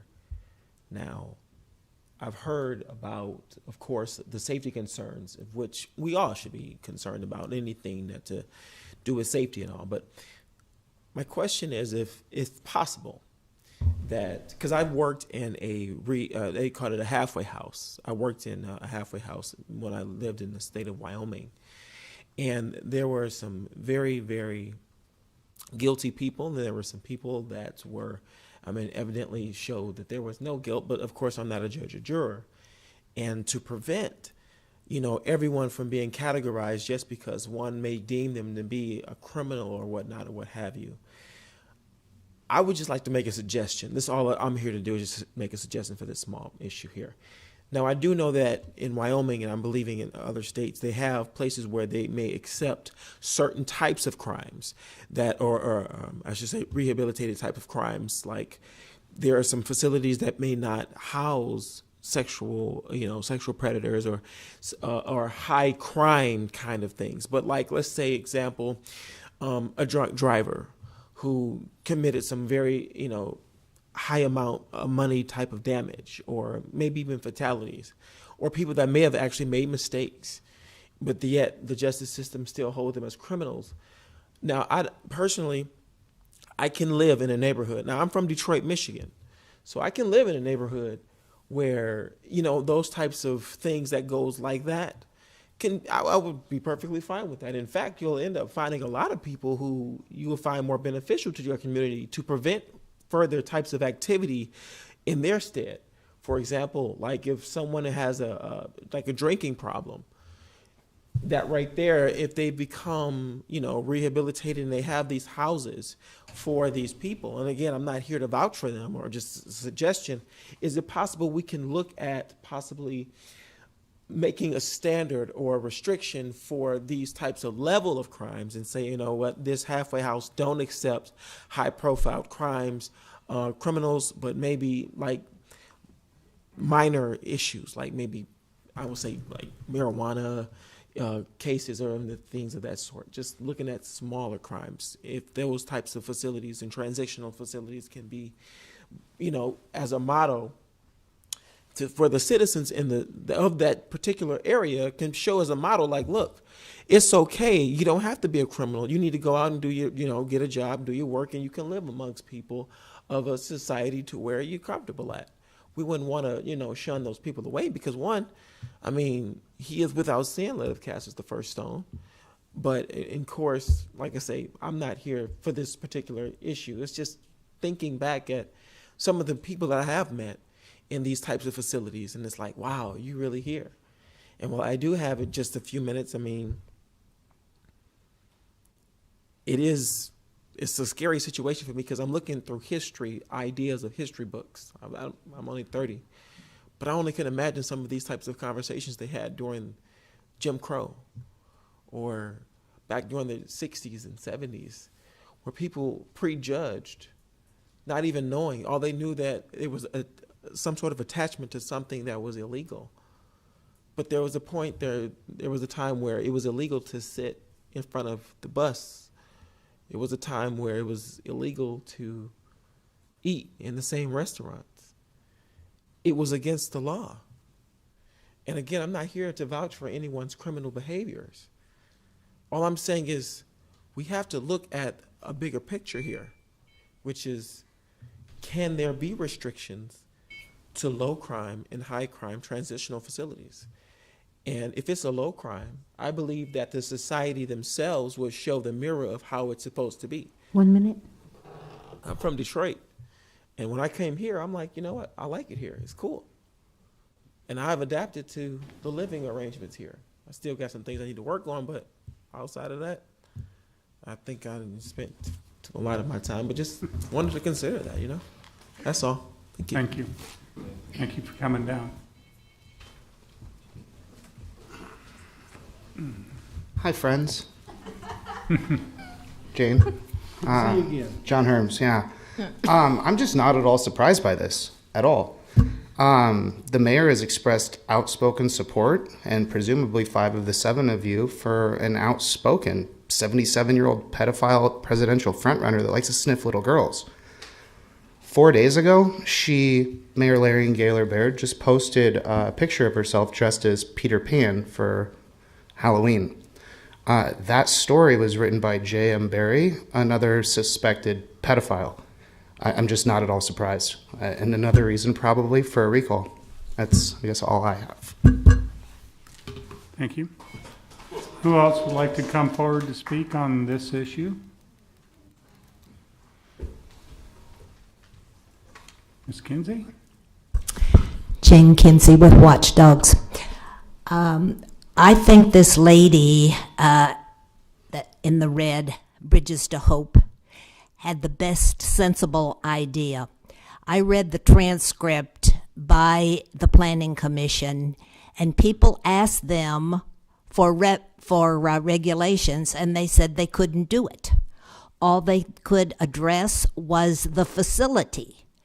So that's only part of managing this kind of situation. It was also mentioned that halfway houses for addicts of one type or another are called health care facilities, and they have a program, they have somebody on duty, and to throw people from the regimentation of a prison into a community with no supervision except once a month from a parole or probation officer that often does not know what's going on day to day with that person is criminal to them and to the community. So I would say hold this, speak to people who are in the know about this, look at both sides of the situation as this woman did, and come up with something different. I'm not quite sure why all of a sudden we have all of these applications for this kind of living arrangement anyway. It causes me to be skeptical and suspicious as to what's behind it all. And I don't have any privy to it, but why all of a sudden are there applications for this? You have one that you have approved and given temporary conditions to, so use that as a model before you start approving all these others in the community. People who go to prison are not bad people. They have problems. And if you know the psychology of this, they have not been trained by their parents or their caretakers to obey the laws of society, and they get in trouble with society. Some of them can be rehabilitated, but the recidivism rate is high. We can always hope that they will do better, but don't put them at risk for becoming involved in even more law violations because they are not supervised or someone is not monitoring their behavior. And think of the community that will have to take charge of them again. So we ask you to be sensible about this, since the Planning Commission has said they have no authority to have any kind of programming or regulations over it. There's another area, I'm sure, in the city that needs to be considered or for you to talk to or to have something presented before them so that they can come up with some ideas for the goodness and for the care of the person who has been released from prison and for the community. There's got to be some kind of accommodation for both. Thank you, Jane. We have others in the back? Yes. Hello. Mary Osborne. Do I need to spell it? Okay. I live at 5950 Elkcrest Drive. I have some prepared remarks here to make sure that I cover everything I want to cover. First, I want to say that I'm fully supportive of rehabilitation efforts and helping people live better lives. I am now retired, but I spent 35 years of my career in public social services, beginning in adult and juvenile probation, moving to child protection, and holding several service administrator positions. I'm one of several people speaking tonight. There are 4 of us who are speaking on behalf of a much larger network of people. A lot of them couldn't be here tonight because of conflicts or COVID concerns. And some, frankly, didn't want to speak because they've been accused of being a NIMBY or being uncaring or against second chances. And I've spoken with these people, literally over 100, and I can tell you that's not the case. But they have some credible and important concerns which I share. Until this zoning issue arose, most of us were unaware of the impact of the 2015 legislative actions that reclassified some serious felonies to make more people eligible to go to probation rather than incarceration, and which made more incarcerated persons eligible for release under supervision. Doug Kobernick, the Inspector General for Corrections, has been very helpful in helping us get information on this. We met with him several times. There was a group of us that met with him, and he facilitated a Zoom call with state probation and parole officers in September. We learned several things over that time. We've learned that over the next year, about 3,000 more individuals will be going on probation in Lincoln, and parole is forecasting 40 to 50 additional placements in Lincoln by January 1st. Then there will be lots more after January 1st. We were told that these individuals are considered to be high risk to very high risk to reoffend. We learned it will be these high-risk individuals who will be placed in the transitional living houses addressed in this zoning action.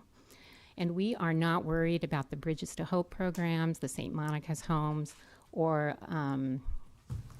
Fresh Start and the mental health facilities. They do a wonderful job.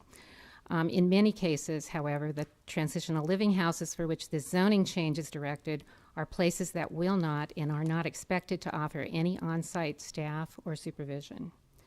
The zoning change before you will allow these unsupervised houses to open in any neighborhood in Lincoln without prior notice to residents. Another big concern is that no one is currently required to oversee these houses.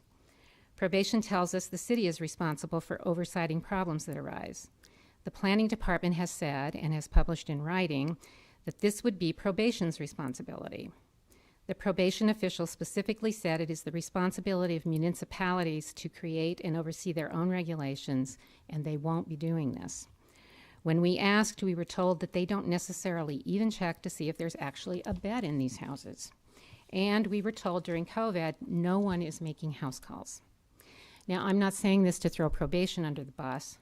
I know them to be hardworking, well-intentioned professionals, and I understand that there was never a provision made for them to have this responsibility. But this speaks to the problem of the current lack of regulations and the need to establish them. Recidivism. The 2018 Crime Commission report, which is the most recent one available on the website, indicates that 65% of offenders on post-release supervision did not successfully complete their term and were revoked for violations of their release. 65%. Considering these transitional living houses are mostly unmonitored, unsupervised, and unstaffed, and considering these recidivism rates, we believe having this type of transitional living houses throughout the city is asking for big problems and will lead to many unintended consequences.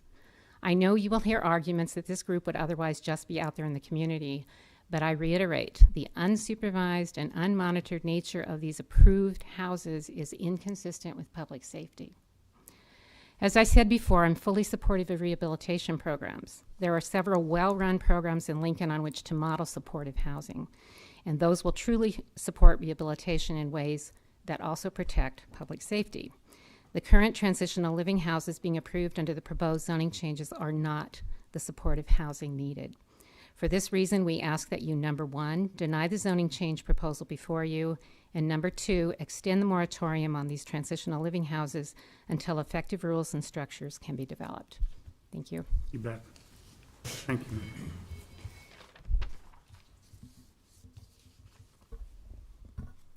Hi. I'm Jim Primavera. I live in 6715 North Ridge Road. Primavera, Primavera. I represent the 68 homes in Forest Lake Estates. I want to go on record. I agree with all those in opposition that have spoken today. A little bit about me first, though. I was born in New Jersey. I grew up in New Jersey. I lived 10 years in Pittsburgh, and I lived 12 years in Chicago. And I have witnessed how well-intentioned zoning changes can backfire and adversely affect a neighborhood. So, having said all that, I think that many residents, along with me, are deeply troubled with these proposed changes, and they really want to know why these changes are occurring. And it would be awful if they woke up tomorrow morning to find out that they would actually be stunned to find out there's changes in zoning, and it just happens without even a hearing, public hearing. Currently, any request to open an alternative to imprisonment facility with double occupancy in a single-family zone neighborhood is required to have a special permit with a public hearing prior to any zoning change approvals. This allows for public input prior to any changes. That makes sense. But here are the reasons I have concerns. As Mary just mentioned, there's maybe 3,000 convicted offenders that will be eligible for placement in homes in Lincoln this year. Currently, there's no requirements for site monitoring, staffing, programming, supervision of any of these individuals. The plan as described by the state authorities provides only for payment of bed space in most of these houses and allows for absentee landlords to merely collect payments from the state of Nebraska without on-site checks or supervision. Now, what could go wrong with that? There are cases where single-family homes are being bought in the neighborhoods and receiving placement up to 3 offenders. At that point, an application can be made to the planning department for a special permit to expand the amount of beds. Planning and zoning is proposing tonight that moving forward, special permits be made instead by administrative processes, which removes prior public notice and public hearings. These changes are then never reviewed. Excuse me. They're never reviewed. They are additionally proposing to maintain these zoning changes even after the sale of a property, making them permanent. State administrators discussed very openly that the offenders placed in these transitional living houses are considered to be high risk of reoffending. Now, that was their words. They weren't my words. High risk of reoffending. My question is, why are we placing them into unsupported, unsupervised living situations? How is it that these best interests of these people placed there? Think about it. These residents will need jobs to make their transition successful. Well, many neighborhoods don't have bus routes. They'll have to walk, catch a ride. Maybe they wake up and they find snow, like they had today, and maybe they'll be delayed and miss their bus. You know, their job performance is going to be monitored and very closely, and this sets them up for failure. So I think that needs to be considered as well. I believe we can collectively work together and find a better solution. I know this is a very complex issue facing the community, and it really warrants further study. For these 2 reasons, I want to ask you to deny the zoning changes proposed before you and extend the moratorium on these transitional living houses until effective rules and structures can be developed. Thank you. I believe we all can do better. Thank you. Thank you, Jim. Do we have anybody else who'd like to come forward at this time? We have 2 in the back.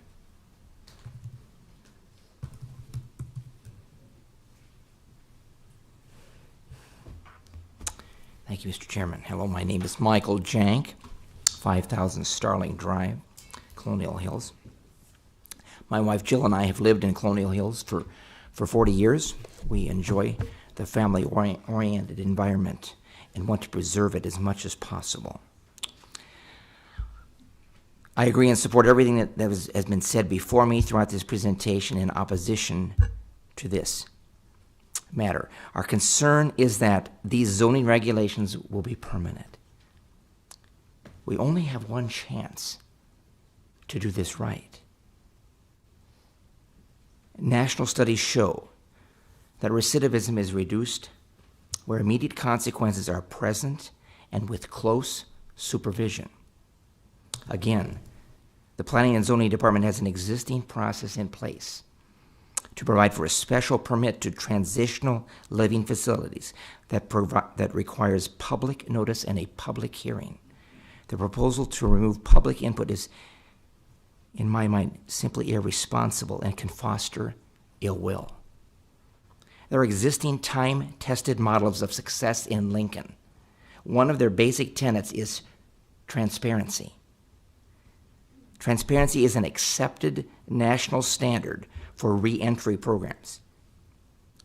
Now, looking at this overall, at its heart, this is not just a land use issue, as Planning and Zoning has claimed. This is rather a complex issue involving community safety and quality of life for property owners and community residents. What is being proposed sets Lincoln, in my mind, on an irreversible course of undermining residential zoning, potentially destabilizing neighborhoods. The large number of high-risk placements into unsupervised, unregulated, likely unstaffed and unsupported housing, lacking programming in close proximity to schools, parks, playgrounds, daycares, etc., has the potential for serious problems. I can only implore you that by dismissing the concerns and input of community members does a grave disservice to everyone, property owners as well as justice-involved individuals. As our representatives, again, I implore you, you have the power and the ability to provide for further study and insist upon reasonable measures to protect the citizens of Lincoln. All of us, all residents of Lincoln, everyone, we have one chance to get this right. This matter deserves much more scrutiny and public input so that thoughtfully designed regulations that speak to community safety and true rehabilitation efforts for offenders can be developed. We can do better. And we must. We can support successful reentry and reintegration into our community while preserving community safety. So, in closing, we ask that you, as our representatives, consider doing the following 3 items. First and foremost, deny the current proposal from the Planning and Zoning Department and Planning Commission. Secondly, continue the moratorium on any permit applications for AIF/transitional living houses for further study. And thirdly, consider appointing a community/citizen/state representative group to study and propose reasonable regulations that satisfy the community concerns from all constituency groups. I appreciate your consideration. Thank you, Mike. Yes. Good evening. My name's Carrie Ludwig, and I'm from 6240 Dogwood Circle. And I'd like to start by just saying I'm in agreement with those who have presented before me. We've discussed some of the numbers. We've discussed a range of concerns from your general public. And we're assuming that program advocates have had hot talks with you kind of behind the scenes, addressing concerns of profiteering on behalf of the operators. And so we don't need to get into that. But I'd like to circle back now to the element of supervision. The newly proposed definition of transitional living specifically removes the word supervision from the proposal in the definition. And supervision is one of the main contributing factors in models to reducing recidivism rates and encouraging community support for the reentry programs. So one of the big questions we have tonight is, why would we remove supervision from the definition when that actually can be the cornerstone of success for these programs? This proposal is lumping together populations with radically different needs for the purpose of removing public notice and accelerating what we feel is a misguided policy.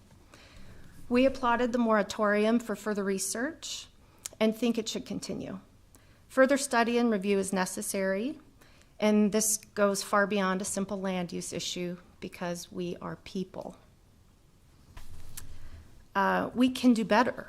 The state did pave the way for each municipality to create their own specialized plans within the system that they created. For example, location restrictions and eligibility, permit restrictions, metrics for measurable success, etc. And if we want this transitional living category to be successful, which I think is the goal of everybody here, actually, operators of supportive housing need to be very clear and have specific expectations and requirements placed upon them. This is crucial to protecting the offenders placed into the housing and will also serve to protect the neighborhoods from absentee landlords with no vested interest in a positive reintegration strategy. After meeting the neighbors of a few existing residential facilities, and it's important to note that I'm not referring to the nonprofits here, and after researching heavily this topic locally and nationally, and hosting roundtable discussions with residents from all over the city of Lincoln, there are avenues of control that we feel can be easily added to local regulations or municipal regulations as the state legislature provided. And I have a brief list, so I'm almost done. You can take a breath of relief here. Number one, these houses should remain on the special permitting process, prior public notice and public hearing being allowed and required. Number two, the special permit zoning changes should be time restricted with measurable metrics to be met for renewal. These permits should be revocable. This keeps facilities and operators accountable to the community at large. That was number three. Number four, there needs to be a clear process of oversight and review for neighbors when problems inevitably arise. Number five, stricter spacing requirements should be implemented, such as greater space between the transitional living housing, along with strict distancing from parks, playgrounds, schools, daycares, school routes, and other vulnerable populations. I read an application for a facility near 8th and F Street. I'm not sure where that sits in this process, but that happens to be just a few doors away from Park Middle School. And with many residents of these homes being involved in having, by and large, felony-grade offenses for, quote, dangerous drug-involved convictions, that's from the probation report, and the recidivism rates that we have, this seems like an irresponsible location. Number six, there should be licensing requirements for operators of the transitional living housing. And seven, permits must be non-transferable. And so, again, tonight, I think people have presented pretty well a range of concerns on the advocacy side and on the community side, and I think we can do better, especially together with everybody's voices being represented. And once again, we ask that you deny the current proposal put forth before you by the Planning and Zoning Department and Commission. And two, continue your moratorium on this immensely important issue because we can do better. Thank you. Thank you, Carrie. Yes.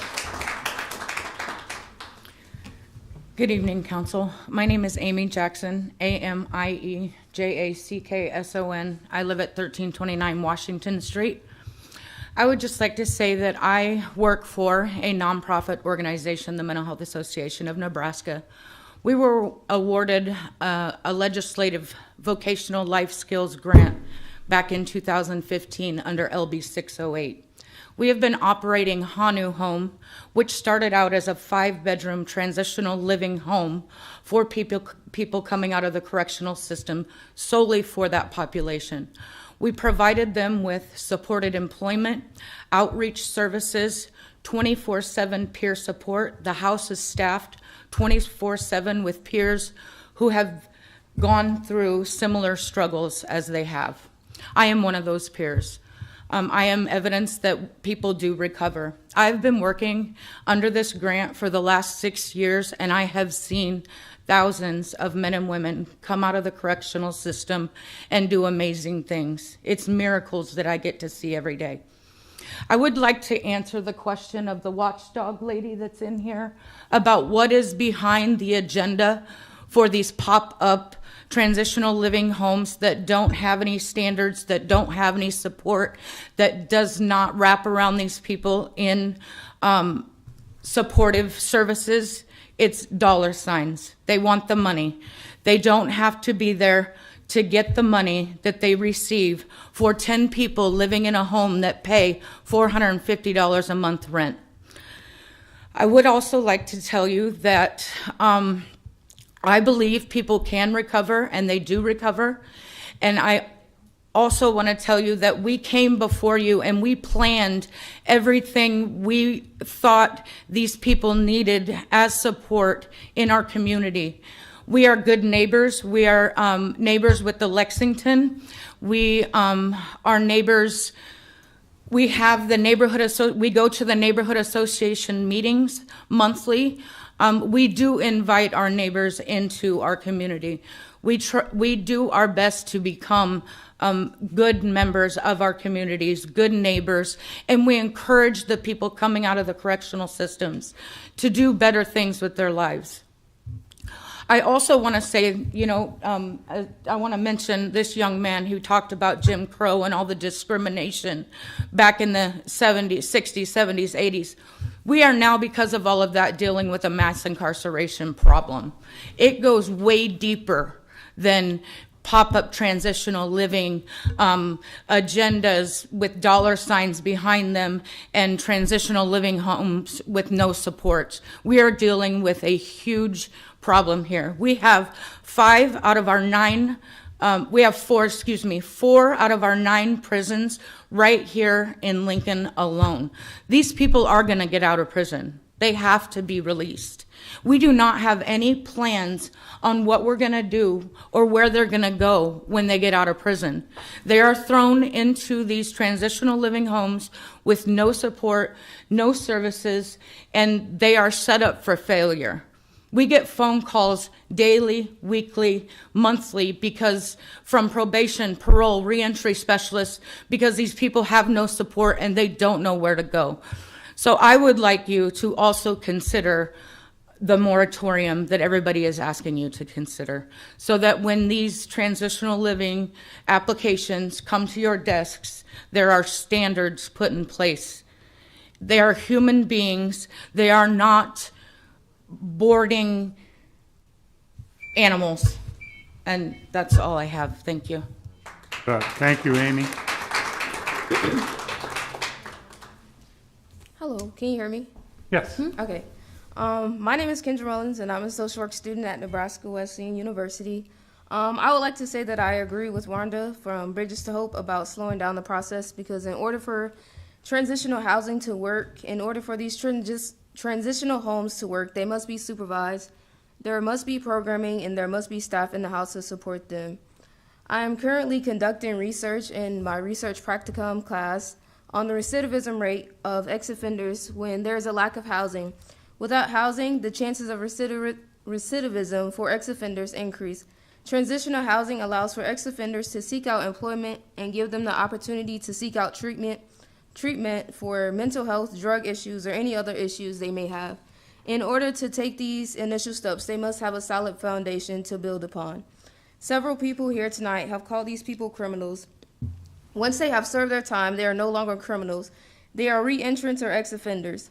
We have all committed some type of crime, meaning that at any time we could be classified as a criminal, whether that's running a stop sign, underage drinking, or drinking while driving. The only difference between us and them is they were caught and we weren't. Also, let us remember that just because someone is classified as a criminal does not mean that they committed a crime. An example would be the Central Park Five. Some of these people lack the resources that others have access to, whether that's access to a drug rehabilitation center, a good public defender, supportive family, or a community willing to give them a chance. As a social worker said earlier, we believe that everyone deserves dignity and worth. Thank you. Thank you.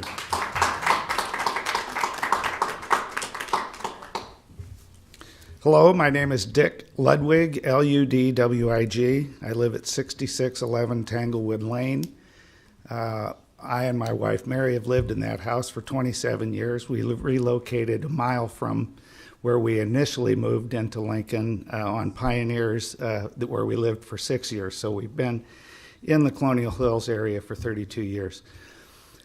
I want to put a little perspective on what Jane Kinsey asked, and that is, why do we have all these applications all of a sudden? And again, it's driven by money. Director Frakes gave about a day and a half of testimony to the legislature recently, and bemoaned the fact that we don't have room for all of the prisoners. We're considering building new facilities. We're considering spending $160 million, which will become $250 million, I assure you.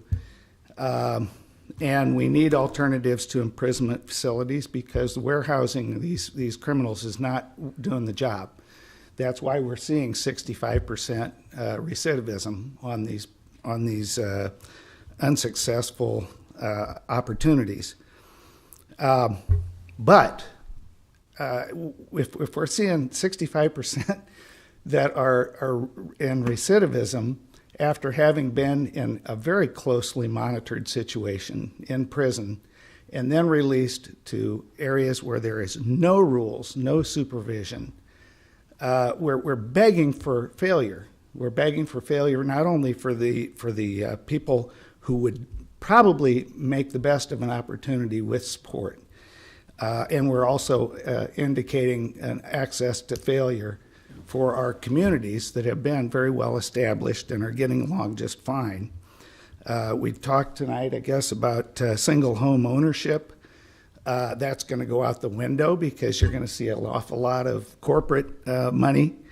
Why is it? Well, for about 20% of what you spend to put a criminal in a prison situation, you can put him into the alternative imprisonment facility. Think about that for a minute, 20%. So 80% of the cost of what that prisoner is doing with programming, with support, with supervision, is now missing. But that's still a huge number. So Director Frakes moves it downstream and says we need to get them into transitional living. So it falls to the Plan and Zoning Commission.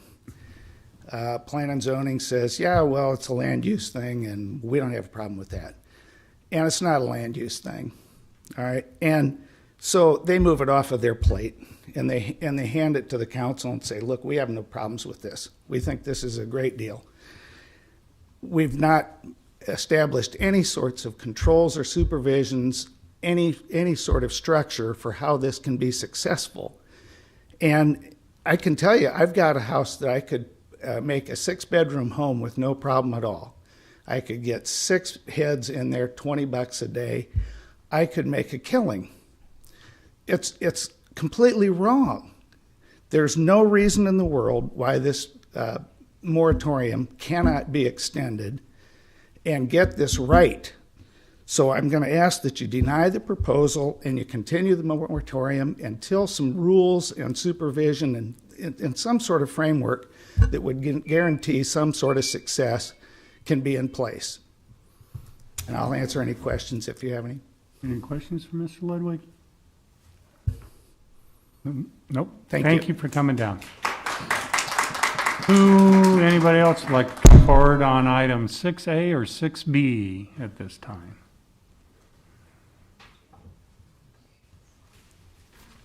How we doing? How's it going? Jimmy Light, fight the good fight. I'm going to speak on this because I formed my conclusions after hearing the good, fair, God-fearing people of the city spoke. And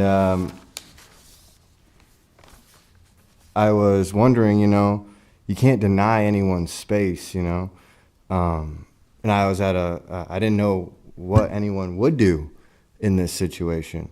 But Linnell brought up a very good point of the tiers, and people not being allowed to have this privilege, to get released in this way. I wasn't comprehending that there was absolutely no rules to this. So I'm going to have to go and agree with everybody. And thank you for educating me by being here tonight. So thank you very much. Thank you. Anybody else like to come forward at this time on 6A or 6B? Okay, seeing none, we'll move on.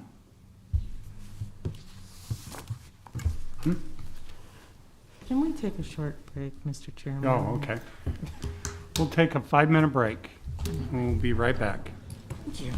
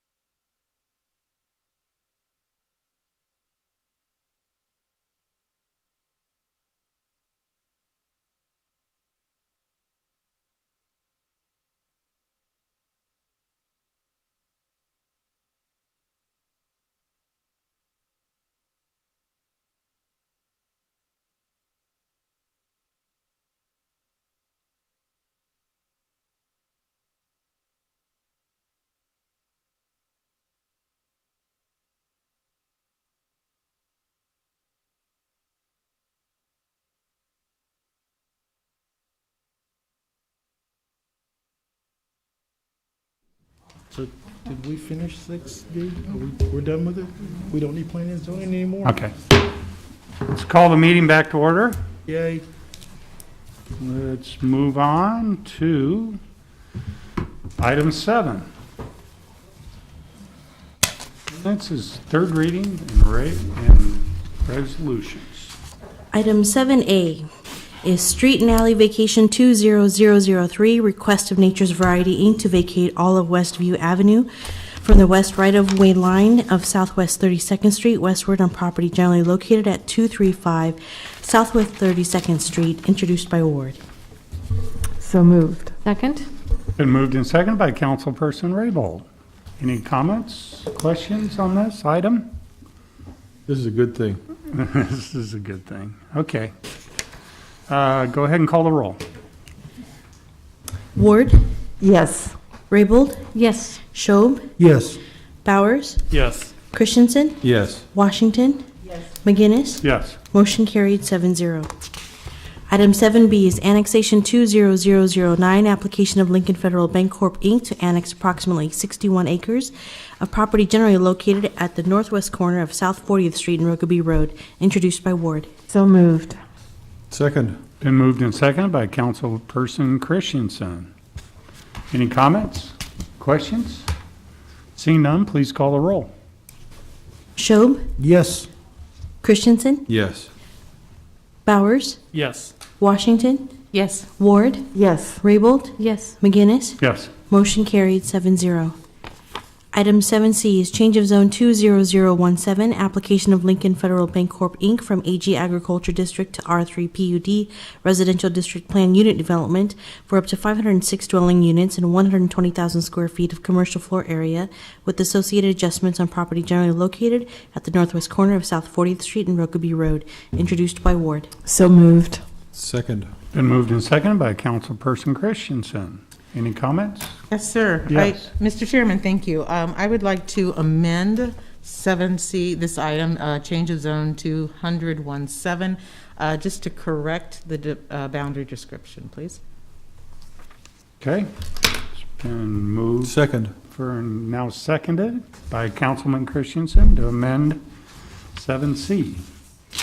Any comments, questions? Please call the roll on the amendment. Schob? Yes. Ward? Yes. Washington? Yes. Bowers? Yes. Raybold? Yes. Christensen? Yes. McGinnis? Yes. Motion carried 7-0. Okay, call the motion now. Main motion. Ward? Yes. Washington? Yes. Christensen? Yes. Raybold? Yes. Schob? Yes. Bowers? Yes. McGinnis? Yes. Motion carried 7-0. Item 7D, approving the amendment number 1 to settlement agreement between the City and Lincoln Federal Bancorp, Inc., Wilderness Commons, LLC, and Lower Platte South Natural Resources District to relocate crossings and trails between South 27th and South 40th Streets, introduced by Ward. So moved. Second? Been moved and seconded by Councilperson Raybold. Any comments or questions on 7C? Seeing none, please call the roll. Raybold? Yes. Christensen? Yes. Bowers? Yes. Ward? Yes. Washington? Yes. Schob? Yes. McGinnis? Yes. Motion carried 7-0. Okay, that concludes our ordinance's third reading and related resolutions. Resolution's first reading is item 8A. Our pending list is items 9A through 9D.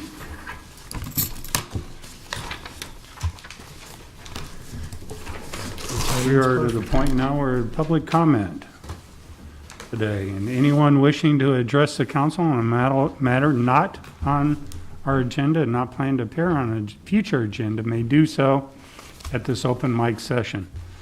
Individuals are allowed a total of 5 minutes, speak regardless of the number of topics. Mr. Chair? Yes. Before we start accepting public comment from the audience, I'd like to relay a message from Mr. Vincent Lewidnitz. The gentleman here in the wheelchair. Okay. He wanted to stay for public comment, but he felt our setup was not conducive to him participating properly. He felt that it should not be where we may have to make special adjustments just for him to participate. He wanted me to make that clear, and I spoke with him and apologized to him that we didn't. I told him he could use my microphone, but he felt it was uncomfortable, and he would like us to consider changing that. Okay? Okay. Thank you for letting me interrupt. Go ahead. Thank you. Are you sure? Okay. Okay. Hi. Okay. I said most of what I wanted to say with a signature on an affidavit earlier today. I will say it again with my vote on November 3rd, and again with another signature on a recall petition here as soon as we can, not long after that. So what I'm going to say right now is, hi, Mr. Christensen. Remember me? You know who I am? Yeah? Okay. Remember when you stood with us on September 27th at the dinner, and you said that now is the time to make our voices heard? Okay, you have a job, and that job is to listen to your constituents. Do you remember on August 17th when you didn't raise your hand about the illegal and likely unconstitutional appointment of Pat Lopez? Because I do, and a whole lot of others do too, and I'm here to speak for them. And what I want to say is I really wanted to have faith in you, actually all of you, to represent us, but I don't, and I'm really disappointed in you. And the last time I checked, it's we the people, not I the government. You guys, every single one of you, you work for us. Okay? And I want you to know that I've lost faith in your leadership. We are going to fight this tyranny, and people may laugh and make fun of us all they want, but this country was formed by a bunch of people who made their voices heard until someone listened.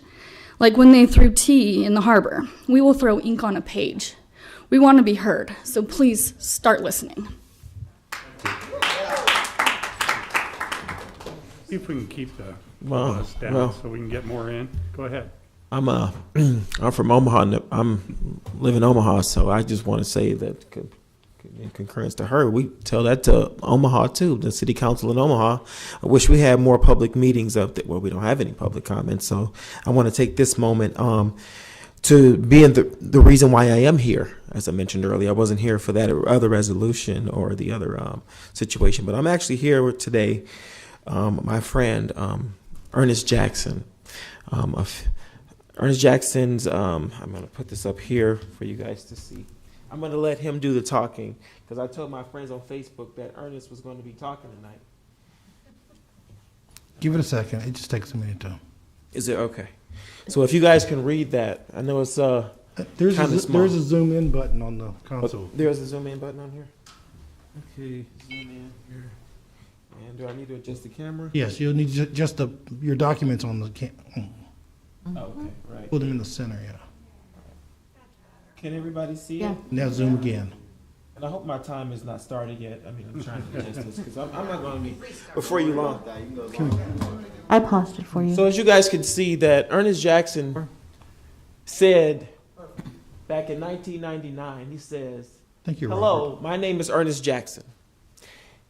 He says, in 1999, I was convicted of a murder at the age of 17 years old. Now, I'm going to let you guys continue to read that because I'm sure if you guys can read that and if you guys need me to, please say so.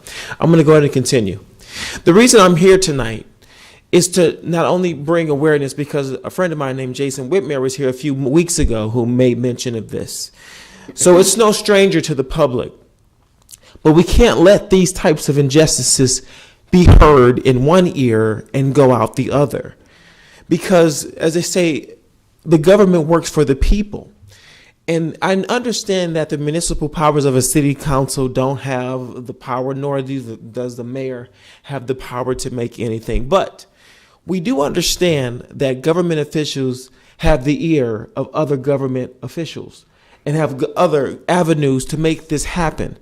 Now, I didn't study politics in college, okay? I'm a social science geek. I only studied just the demographics of how things are and how people relate in social settings. So I believe word of mouth. Oh, and by the way, it's an issue because he's here in Lincoln. In Lincoln, Nebraska, at the Nebraska State Penitentiary. And I just, as a friend of Ernest Jackson, I'm sure that each and every one of us, and I don't know if I can speak to the citizens out here, but if I could, and if I can't, please reprimand me accordingly. But do anyone out here know somebody or have any of you been accused of something, or not even accused, but do you know someone that you know that don't belong in prison? If you do, if you could just simply raise your hand. Have you ever been in a situation, now, have you ever been in a situation, council members, to where that if you knew somebody that doesn't belong in prison, do you just go to sleep at night and just say, oh, well, the justice system messed up and they want to apologize, and they just let it go? So I wore these glasses because they have little lights on them. So I'm just here to shine a little light on Ernest Jackson's case, because it's only obvious that if we can sleep at night knowing that a justice system, and I don't know if you guys have heard this already, that the actual shooter was acquitted by the same judge who convicted Ernest Jackson, acquitted Mr. Kuppenreiter and Mr. Chellis for the same accusation. So my question is, what crime was committed? And by you knowing, I've always said I always love to infect the citizens with the truth. And now that everyone have heard this, you have been infected with the truth. Now the question is next is, what do you plan to do with that truth? What you can do is they have an Ernest Jackson movement. They have a hashtag. I'm sure if you guys can see that right there. It's on here right there. Ernest Jackson, free Ernest Jackson. Please use your ability to work for the people, because there are more than one just Ernest Jacksons. There are plenty of Ernest Jacksons that on Tuesdays, a friend of Paul Philman are out there waving about prison reform, Ernest Jacksons. So just to sum up what I got to say, it's kind of blend in with the topic of which was discussed a little bit ago in regards to having people living amongst you, and not everybody in prison is guilty, as I made that clear to the judiciary hearing the other day. The reason why we have a lot of packed jails that don't, cells that don't, there are people that don't deserve to be there. And Ernest Jackson doesn't belong there. And there are many other Jacksons there. So I ask and I encourage you, please do something about it. Use your ability, use your platform to speak for my friend Ernest. Thank you. Thank you. Okay.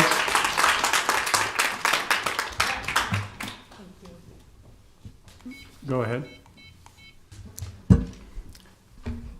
Council members, Robert Boer, B-O-R-E-R, 6541 South 59th Place. So I would just like to get a statement on the record, a big picture statement. On March 16th of this year, Mayor Baird declared a state of emergency. She did so even though she knew that a state of emergency didn't exist at the time.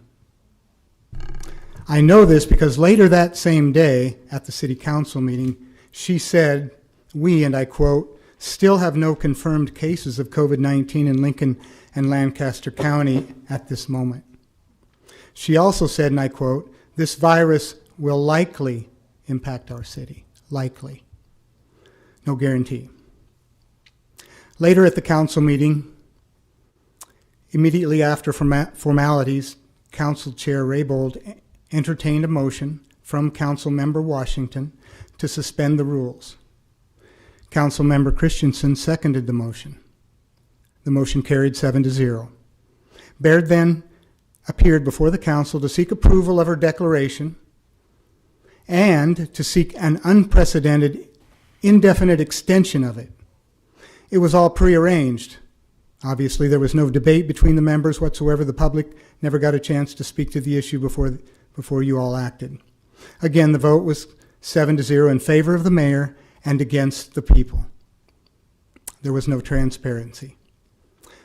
Emergency declarations are limited by city law to 3 days, unless approved otherwise by the council. You all know that. They are limited for a reason, because they confer unusual power. Placing too much power in one person for any length of time lends itself to tyranny. It is a violation of our system of checks and balances and separation of powers. It is worthy of note that no one was wearing a mask at that meeting or social distancing out of fear of some boogeyman floating around in the air. The mayor and council members did some very bad things that day. not the least of which was violating their oath and restricting and suspending the rights of we the people. Among the rights they restricted and suspended were the right to debate the issue, the right to give and withhold consent, the right to work, the right to the free exercise of religion, the right to peaceably assemble, and the right to make one's own medical and health decisions. Our Constitution was formed in a time of crisis. Our founders were well acquainted with plagues. Still, the Constitution made no exception for emergencies. Our rights are inalienable. Period. A medical emergency can't even alienate us from them. Mayor Baird exploited the very loose language of the emergency powers and communicable disease management provisions in our local laws to define a pandemic into existence in Lincoln and Lancaster County, as well as to seek authoritarian control and to micromanage everyone's lives. Healthy people were redefined as sick people, that is, as disease vectors, and required to suspend their lives simply by virtue of a positive test result that's never been, by virtue of a positive result to a test that's never been vetted. By doing so, she turned neighbor against neighbor and business owner against business owner.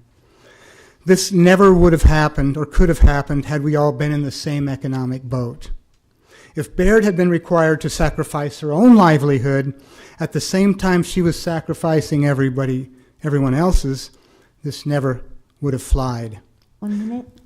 There is no health state of emergency in Nebraska to this day.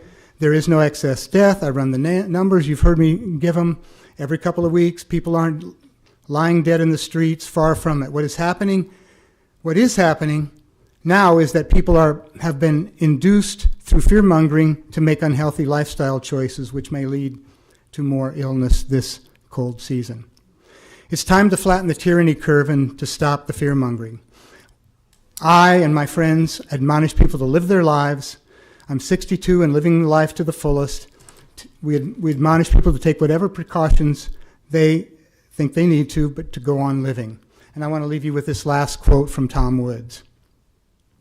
Is mere biological life worth living? This is not a question the experts are qualified to answer. If people's hopes, dreams, and aspirations are all dashed for an indefinite period of time, which purveyors of the present strategy almost flippantly propose, is that really living? Probably no large gatherings for a long time, we've been told. Well, how long? And what are large gatherings? Quote unquote. Oh, just concerts, theater, lectures, church, sporting events, the arts in general. Pretty much everything that makes life worth living. The kind of life all of this pretends has a pulse. Yes, but it has no soul. Thank you. Thank you. Yes. Hi, my name is Carol Flora. I live at 40th and Calvert Street. I'm a school teacher. I'm here with a parent and a student. I'm also co-founder of Stand In for Nebraska. I am wearing a mask tonight, unlike many of those in the crowd who are here today, making this space unsafe for you and for me. I feel much more safer at school where students can follow basic rules, basic mandates for the safety of everyone. I have not gotten sick because my students wear a mask. I wear a mask. We practice social distancing. We clean. There are things in place that we do to protect one another. I really came here to talk about economic justice and not so much on the mandate of wearing masks, but being treated rudely by people in this crowd who aren't wearing masks, who are sneering and jeering. It's not democratic. It's not right to experience in a democratic institution being hackled and for the lack of support that I feel with being in this space, not by the board, but by instigators and infiltrators and those who are following cult of personalities, being Ricketts and Trump. This is part of the issues that we're facing in the United States today. Now, if we're going back to the founding of the country, let's not forget that what was brought with colonizers, and that was guns, germs, and steel. Indigenous populations were given blankets by colonizers that carried with them smallpox. One of the ways that colonizers annihilated indigenous cultures. So that is why I'm here today. I am going to talk about our youth collaborative that we have started, where we are decolonizing curriculum, teaching uncensored, having after-school programs where we can discuss these topics and make a comparison to current times, the pandemic. I feel that those in the crowd are carrying with them germs. And I do worry about my safety, the safety of my student that's here who's wearing a mask. It is simple science that we wear a mask, then we can be together. I can be in a classroom and not fear for my safety because students wear their mask, because we clean up after ourselves, okay? So with this economic justice piece and this cult of personality, we have a huge problem in Nebraska where numbers are going up in rural areas and not so much in cities. It is safer for us to be in New York City or any other major city on the coast than it is in rural Nebraska. It is impacting teachers, it is impacting nurses, doctors, meatpacking workers, janitorial staff, the workers. We live in a state where our governor has denied food assistance for the poor. We're the only state in the United States that has denied food assistance, the only state. Plus, we are denying its citizens Medicaid expansion. This was something that was passed through the federal government. This is basic federalism. Passed by the federal government, approved by the legislative branch, signed into office by the president. The Supreme Court decided that it's the states that are to decide on Medicaid expansion. 1 minute. Thank you. And we voted. 56% of the vote in support of Medicaid expansion. Governor Ricketts said 2-year delay. That's another example of authoritarian government. It is not, liberal voters who are authoritarian. That is fake news. Trump is fake news. Governor Ricketts, who proclaims limited government, he's as big as they come, including Trump. And all of his supporters back here with no mask on, because that's a political statement that they're making, is a cult of personality. It is because of this leadership, this authoritarian leadership. It's taking away everyone's rights. We no longer have rights when this cult of personality, not wearing masks, that you're putting my life, my students' life at risk. Shame on you. Shame on all of you. You should be going after Ricketts and not the board. Thank you.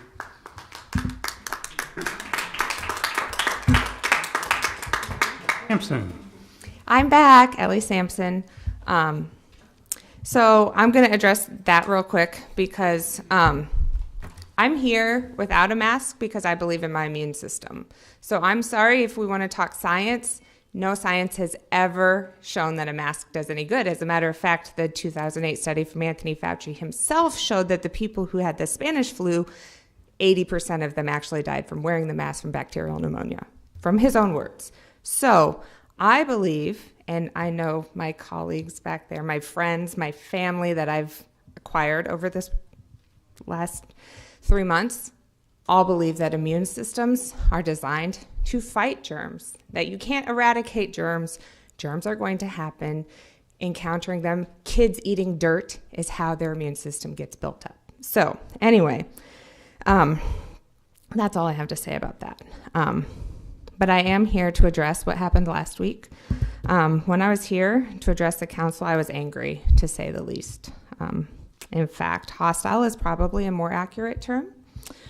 The reason for those emotions was I felt betrayed by all of you. And I felt disgusted by the realization that my voice, as someone who elected you to represent me, meant nothing in this chamber that has become little more than a political theater. I said things that felt really good to get out, yet did nothing to encourage or establish change. The anger I allowed to boil over last week has, however, evolved. Instead of emotional rhetoric, you will now find passionate determination. The time for angry words and pleading with you to listen has passed. When the voice of we the people is no longer respected or even considered, the people have but two choices: concede to the oppression or defy it. In reality, though, for me, there was never, in fact, a choice. Conceding my voice has never been nor will ever be an option. Therefore, today we stand on the precipice of unprecedented. We the people have awoken and mobilized to take back our city. We are done with hoping you will be the civil servants you were elected to be. Rather, we are determining that you have silenced us for the last time, and as such, you must go. The course of events that began August 17th, 2020, with you proving your intentions are to silence rather than serve, have led to today. And they will be remembered by anyone who occupies those seats in the future. Today, we the people are raising our voice louder than this chamber can contain, and louder than this council can silence. Thank you.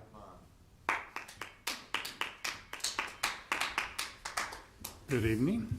Oh, hello, council. Again, John Herms.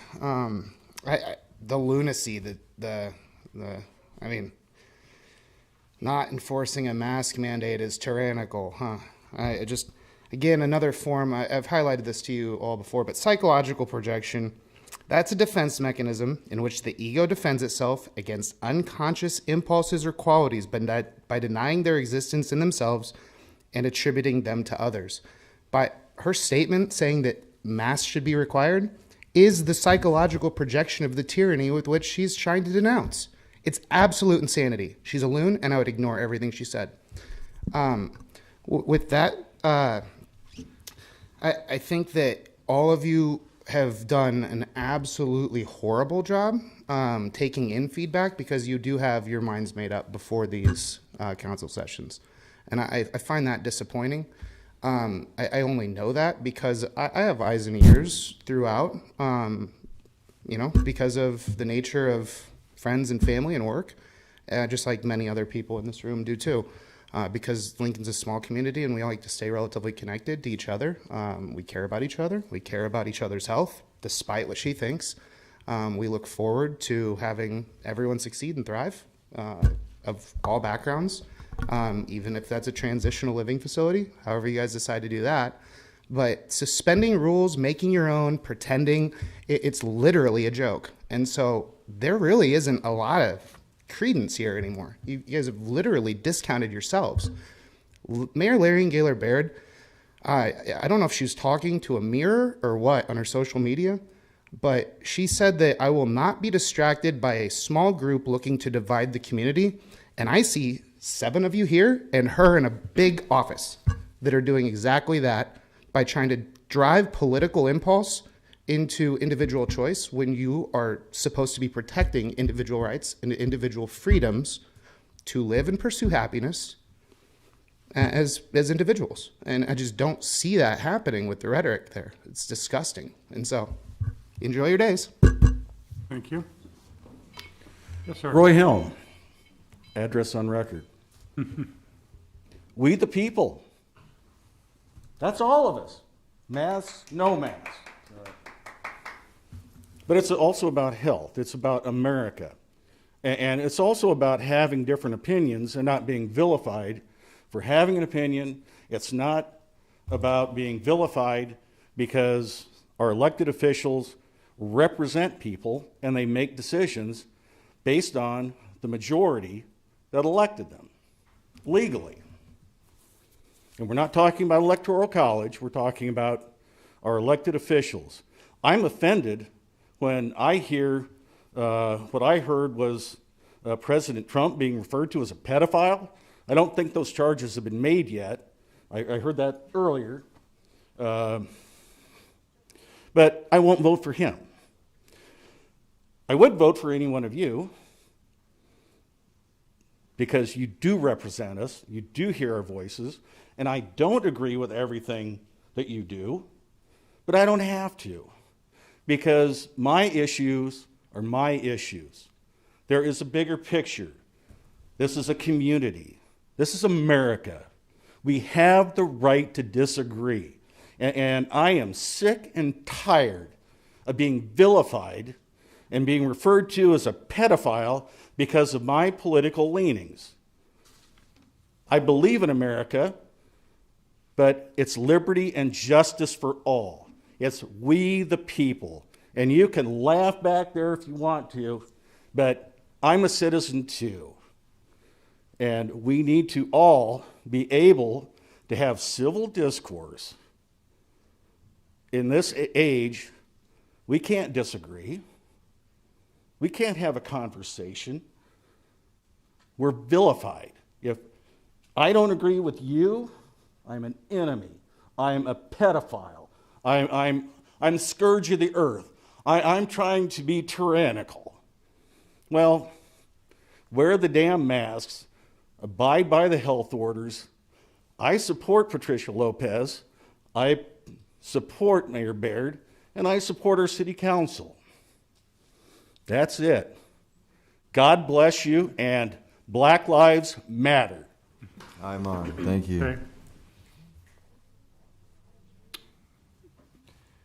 Yeah. Jimmy Light. Let's not get distracted here. Carol, I worked with her. She's an amazing, caring person, as is all of my heroes back here that were here tonight. And you guys as well. You're also human beings, you know. I'm trying to share space with you. It has become such a dogmatic warrior sort of bloodshed sport to even have a conversation and disagreeing or agreeing with someone. Education, you know. So I don't want to get distracted with the pitting us against each other because we're all the same. I know we got Standing for Lincoln here talking about the no maskers, but you're going to wish you took off your mask when you have no rights and you're a slave. With that being said, I got no problem putting on this mask just to look cool. But let's not get distracted here. I don't know if I can. He'll come up. He'll come up.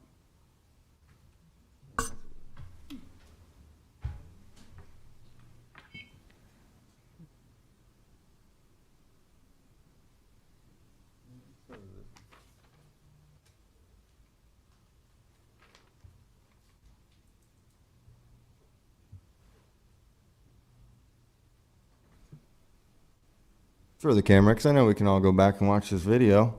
I also wrote a little poem here for you guys because it seems like money is your almighty God, right? That's what this country has become. Knowing their malice, Jesus said, "Why are you testing me? You are hypocrites. Show me the coin that pays the census tax." That was Matthew 22:18-19. Since the almighty dollar is your God, and we choose to have God taken out of our politics. I guess that means the mayor protecting the buildings is the policy over people, and that any elected official or leader that knows how the Federal Reserve was born is just hard evidence that you're fired and this operation is illegal. With the power of word, sound, and truth, by my hand or blood alone, I shall see ill intention find its proper place in my home. And wherever evil shows its face, whether it's in this city or the next, the wicked will be bound in chains, cast back to the abysmal pit from which it came, far from the reach in the hearts of my fellow man and woman alike.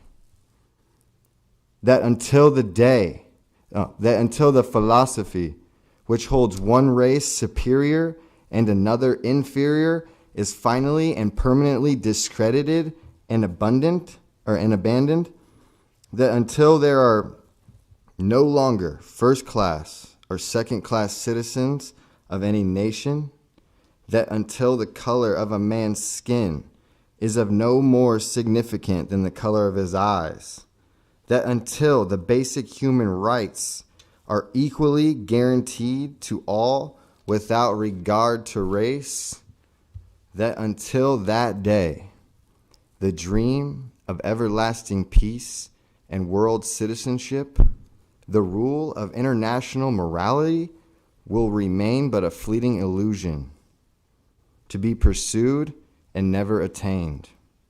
Until that day, the American continent will not know peace. But you see, we Americans, we Lincolns, will fight, and we will fight if necessary, and we know that we shall win, as we are confident into the victory of good over evil. 1 minute. So there you go. What's going to happen when the dollar bill is not legal anymore? All your budgeting, all your tail chasing, all those lives, all that blood will be on the shoulders of the one who knew the truth. And you can't deny the truth. And you will be getting a copy of this book. And I know your peers have heard of the money changers, whether it be the Proud Boys, any sort of espionage tyrant trying to slip in their cancerous philosophy upon the children of this great country. It's gross, and it needs to stop. Thank you. Thank you. Thank you. Hi there, my name is Fanshawn Blythe. I wasn't going to speak tonight, but I'm going to now. It's been eating at me ever since I attended every debate between Lyrian, Baird, and Cindy Lamb. I didn't speak up about some things I know about Lyrian, so I've been telling everybody ever since. First of all, what she said today, I read on Facebook that she thinks this is a small group. I've got news for the four of you and Lyrian. This is not a small group. And you think Ben Madsen is the man behind it? I'm sorry. It's we, the people of Lincoln, who are behind this. And Richard, I cannot wait to sign your recall petition. I voted for you for your conservative values. And the way that you vote since I've been coming and attending these city council meetings, it makes me sick. I told you to your face, you're a rhino, a Republican in name only. Let's see. First of all, like I said, I tried to warn Lincolnites about Lyrian.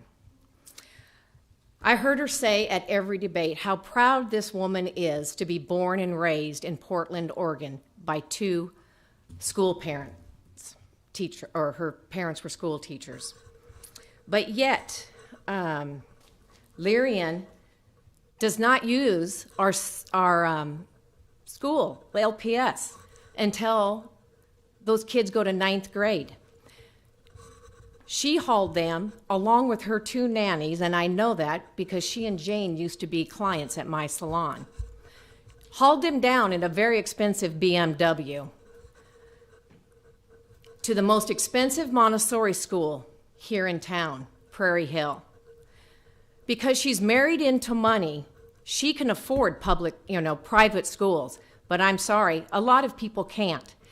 She lives in the near South neighborhood where my daughter lives. I believe in my heart she moved into that district to do one thing, to win the hearts over of lower income Lincolnites. And that school where those kids go is, didn't bring my, Prescott Elementary, a Title I school. Sorry, Lyrian's kids didn't go there. A woman with money doesn't want to send kids to a Title I school.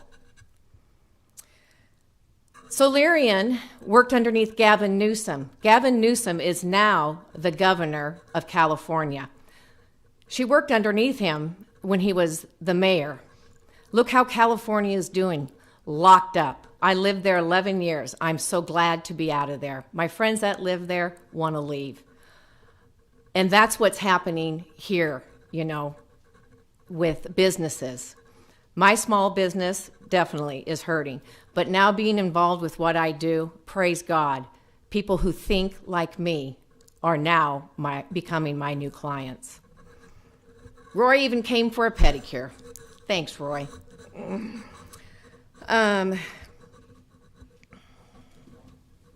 Okay, this is another thing I recently learned about the mayor.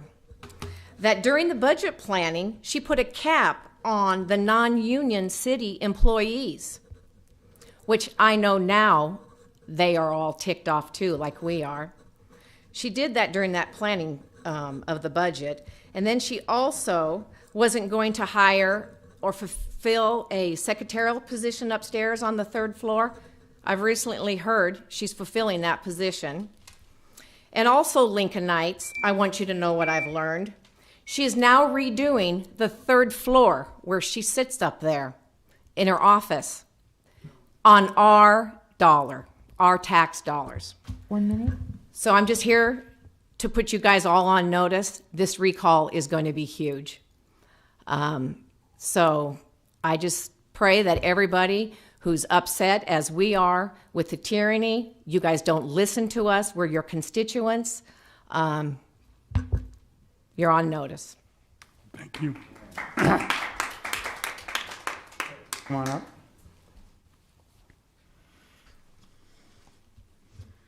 Good evening. My name is Christina Marshall, and I'm a second-year law student at the University of Nebraska College of Law. I've lived here since last August, and this is my first time attending a city council meeting in any of the many places that I've lived. On October 6, 2020, while I was driving to the University of Nebraska Student Health Center, I encountered a vehicle emblazoned with a decal of the Reichsadler, the imperial eagle of Nazi Germany. The symbol is characterized by a simple line structure and right angle of the eagle's outspread wings. It's typically shown holding a wreath with a swastika in the center. Now, this decal did not include the swastika, but it was easily recognizable to me, a person who only has cursory knowledge of Nazi symbolism.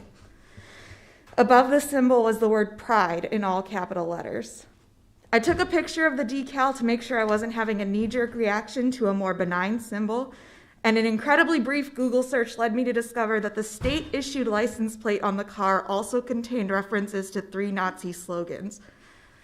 The first was in reference to the Winterhilfswerk, a charity in Nazi Germany to which loyal members of the Nazi Party were expected to donate.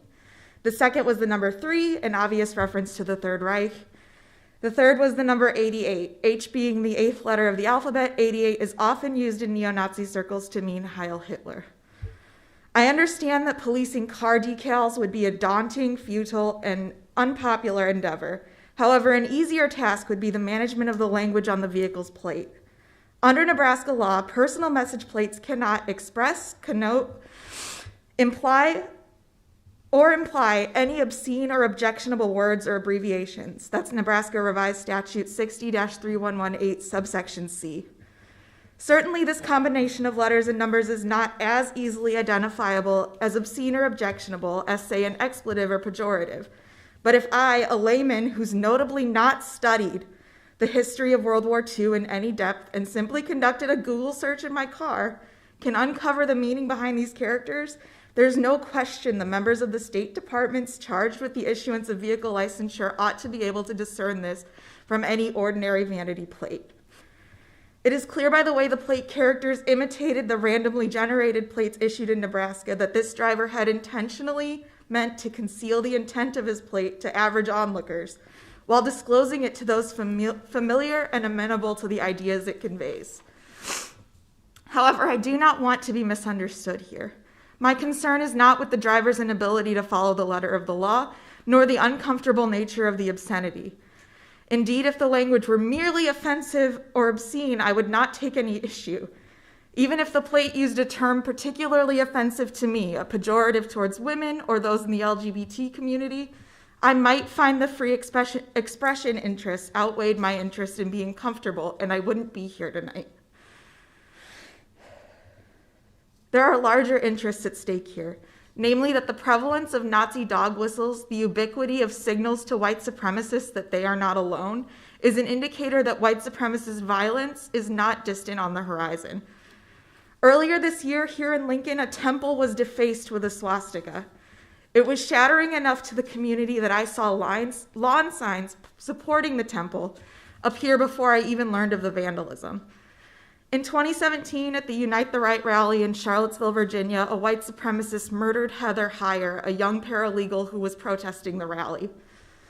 Note, I do not use the word alleged. The white nationalist was convicted of murder and pled guilty to federal hate crime charges. It was Miss Heyer's first time attending a protest against racism, and she was mercilessly and maliciously run down by a man in his vehicle for the crime of exercising her First Amendment right to peaceably assemble. She was 32. I attended my first protest against racial violence this summer. I will be 30 this spring. I could be her. The polarization which ignited the violence in Charlottesville has only gotten worse. 1 minute. My question for the council is in two parts. First, how was a state-issued vanity license plate able to be designed containing this blatant anti-Semitic white supremacist language? And second, what is the council doing to protect our community from white supremacist action and violence? Is there a plan in place to prevent events like the one in Charlottesville that cost a young woman her life? Is local law enforcement working in cooperation with the FBI to curtail white supremacist organization? Has law enforcement been educated about the prevalence of neo-Nazi and white nationalist radicalization online? And is there a dedicated task force designed to stop acts of domestic terrorism like the one in Charlottesville from happening here? If such a plan is not at the council's fingertips, I will assume that this issue is not being treated with the gravitas it deserves. I do not submit this question in a vacuum. I recognize that law enforcement must prioritize real threats over imagined or even distant ones, but I'm here tonight to inform this council that this is a threat for our police to take seriously. If white supremacists in Lincoln and Nebraska at large feel emboldened to proudly display hateful rhetoric on their vehicles in the form of decals, to request that language be condoned by the state in the form of a state-issued license plate, and to commit acts of hateful vandalism against Jewish houses of worship in our city, then the threat is absolutely real and imminent that they may feel emboldened to go a step further. Thank you. Thank you.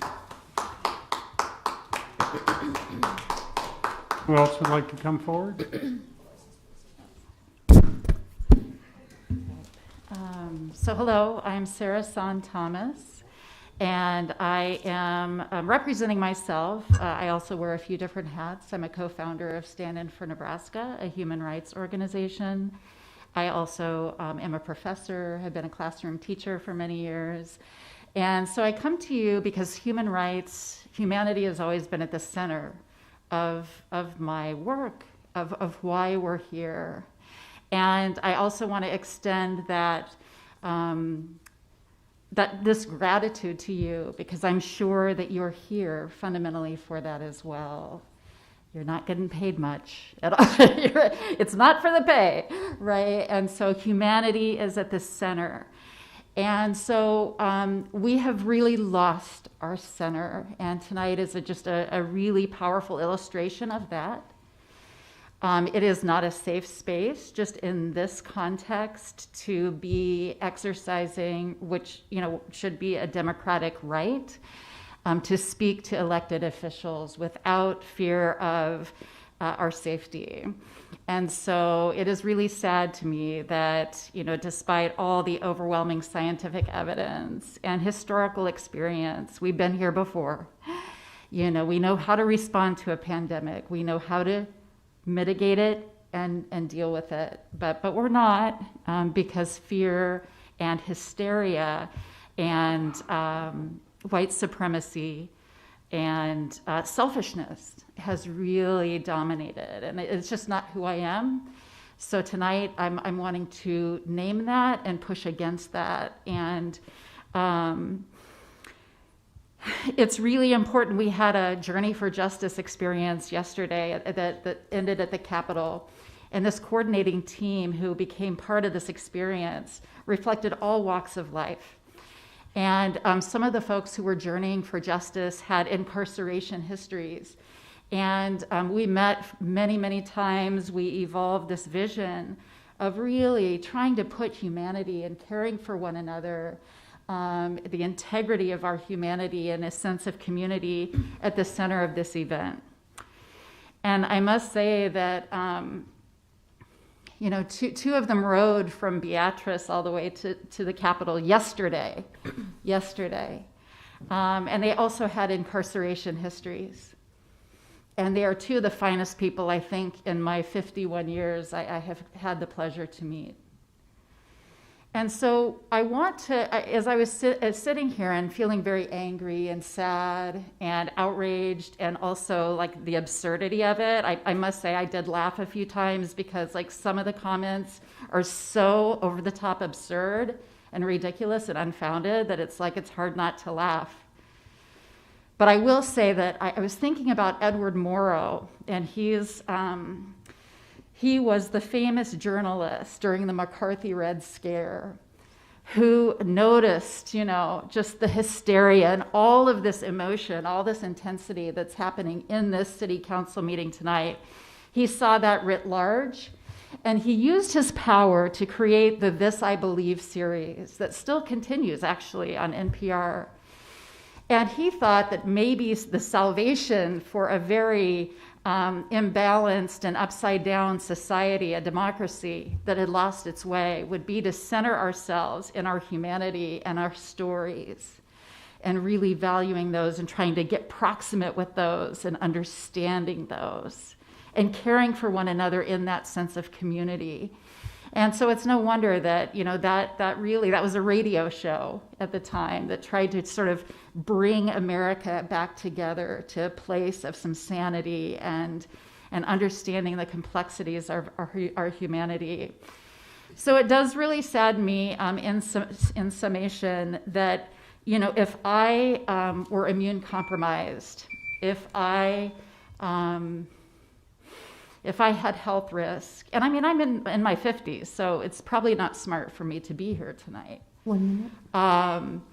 If I were immune compromised, I couldn't exercise my democratic right to be here safely.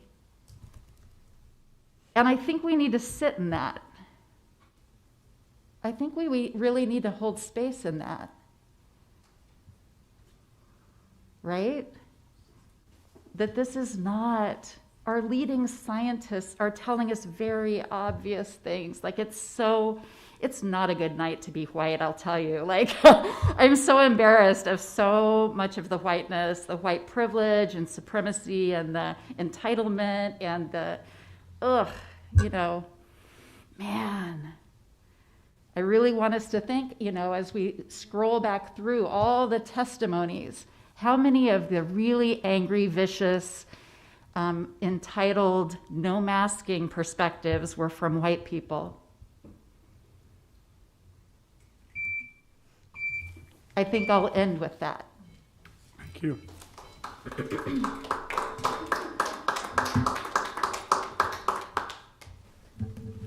Hi there, my name's Ozzy J. Just wanted to echo some of the thoughts that I've been hearing. I also wanted to add to the list white fragility. Seeing a lot of that around as well.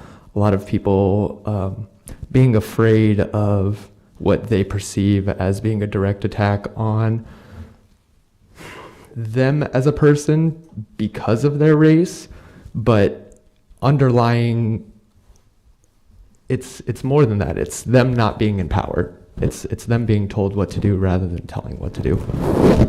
Oh God. So also just wanted to add that yeah, this definitely isn't a safe place for people who are immune comparable. As you can tell by the tens of people who have probably been in here and are still currently here without masks. Having, you know, their little quips and their little segments where somebody will say something about, you know, these arbiters of chaos and something like that, and they'll just look at each other and do these little looks and, you know, have their fun. It's very reminiscent of high school, and me being a 27-year-old man and them being older, I figured we would have separated from that mentality and that behavior and that conducting decades ago. But here we are in a city council. I also would just like to reiterate that a lot of the people giving these heavily, what I would perceive to be agitated,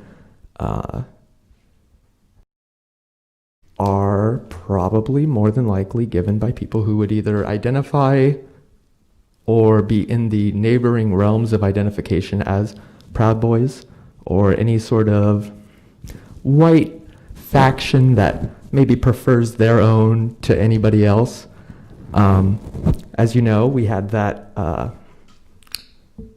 Christensen. We had that chicken wings, Proud Boys speech being co-opted in the Portland protests about a month ago or so. You know, we got a Trump rally tomorrow. I feel like you're not going to be seeing the end of what I perceive to be the agitators, the true miscreants of what is peaceful, conductive, and necessary discussions. And, you know, it spans from everything to equity to incarceration to something as small as masks, which I feel like are, you know, it's not a problem for me to just put this over my mouth for a little bit. I don't have any ill will towards anybody who doesn't wear a mask, but I do think it is very showing of their true nature when their first thought is, well, my immune system's good, I don't have to worry about it. Because that's not what this is about. It's about protecting our community. It's about protecting the people who we interact with who might have immune comparable people in their family, themselves, their neighbor that they maybe like talking with. You know, it could be a plethora of things, but just the overall selfishness that seems to be running parallel with this underlying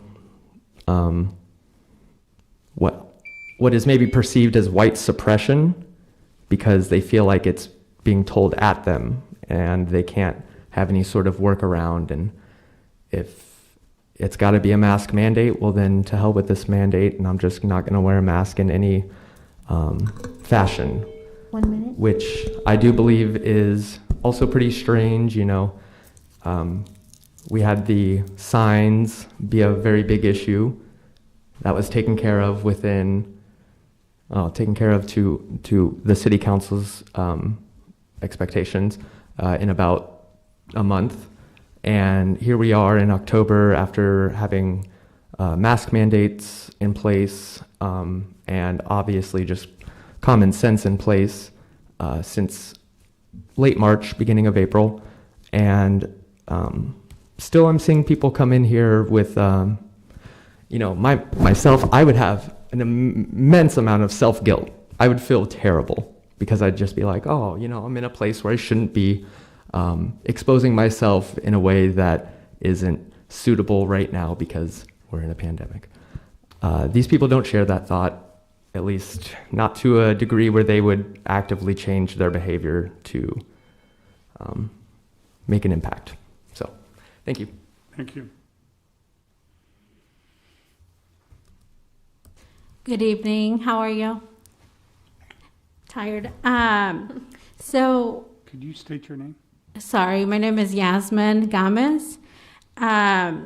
I came to speak about some issues that I thought were important in our community, except I've been here for a few hours and I can't help but to think, we all talk about the Bible, but nobody's talking about Matthew 25, if anybody's heard that before. Also,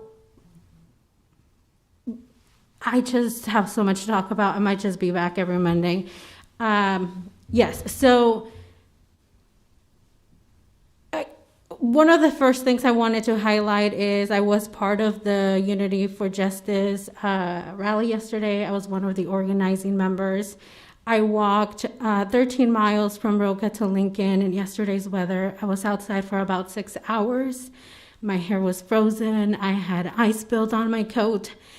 And the only reason why I did that is because there's so much division in our communities today that it's important to remind each other that we have to come together in times of need.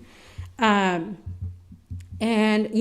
just talking about the Constitution, how everybody's talking about that, it's also important to remind everybody that the Constitution was made a long time ago. And our founder fathers were smart enough to create it in a way where they didn't know what the future was going to hold. So part of it was open to interpretation, and that's why we have you here. That's why we have the Supreme Court, who now has a new member, who wants to interpret the Constitution as it is written, which I think is wrong. That's why it was not written specifically in black and white. One of the other things I wanted to highlight when I came here was the injustices that people in my community are going through, similar to Ernest Jackson, where people are being incarcerated for crimes that didn't happen or shouldn't be committed. And I'm talking about my undocumented community who are in prison in federal prisons just because they want to work and they don't have a legal path to citizenship. However, as a city council, there's not much you can do about that. So another thing I really want to highlight, which is one of the reasons why we have a city council, is real issues in our community, which is early childhood education and access to high quality early childhood. Currently, as of 5 years ago, over 3,500 children from birth to 5 were economically eligible to qualify for Head Start. And currently, the city of Lincoln only has 3 Head Start centers. We also had Educare. But between all 4 centers, they serve less than 500 children, which leaves out over 3,000 kids. And these are numbers as of 5 years ago. I'm sure you can do the math that right now there are more children that need that access. The issue with that right now is because of the pandemic, most centers are not accepting new kids. So now we are running into the issue where parents cannot go back to work because they don't have a reliable place to take their kids to. And I firmly believe that if we had better access to high quality education, you will not be sitting here for hours on end hearing adults talk like preschoolers. That's why I think it's important that our children have a good start to education. It's completely unfair that some of our kids who can't afford a high quality education start kindergarten and don't know the alphabet when their peers who were able to go to a private daycare are already ahead of them. It's putting our populations in such a big divide. And I don't know what solution is besides more high quality education centers. However, I myself have thought about opening a center, but I don't have the money. A good high quality education center takes a lot of money just for furniture alone. I work for a nonprofit. I'm not going to say which one, but it is in the early childhood education. And I just don't want to say the name of it because, my supervisors have better things to worry about than to answer calls of people who have nothing better to do. But we seriously need a better push for early childhood education. And I will be happy to serve in any committee or anything that you come up with to help you come up with solutions. I have helped at my job open several centers. I just don't know how to start this issue rather than bring it up here to you so you can use your powers and help put an ear in investors. It's a great business model if anyone is interested. If you have any questions, I'll be glad to answer them. If not, I'll be back next Monday. Okay, thank you. Anybody else like to come forward at this moment? My name is Jennifer Manning, and I just wanted to address the previous commenter. You should really look into school choice. That would help you out tremendously. Look it up. So I'm here in support of the recall. Sorry to all of you. I just want to address some other previous comments stating that this was a partisan issue or a white supremacy issue or we're all Trump supporters.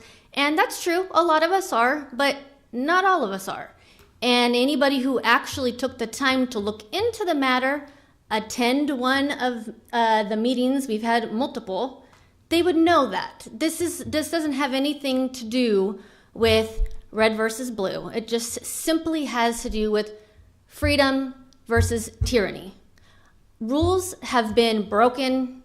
A woman has been given an insurmountable amount of power that she now is feeding off of.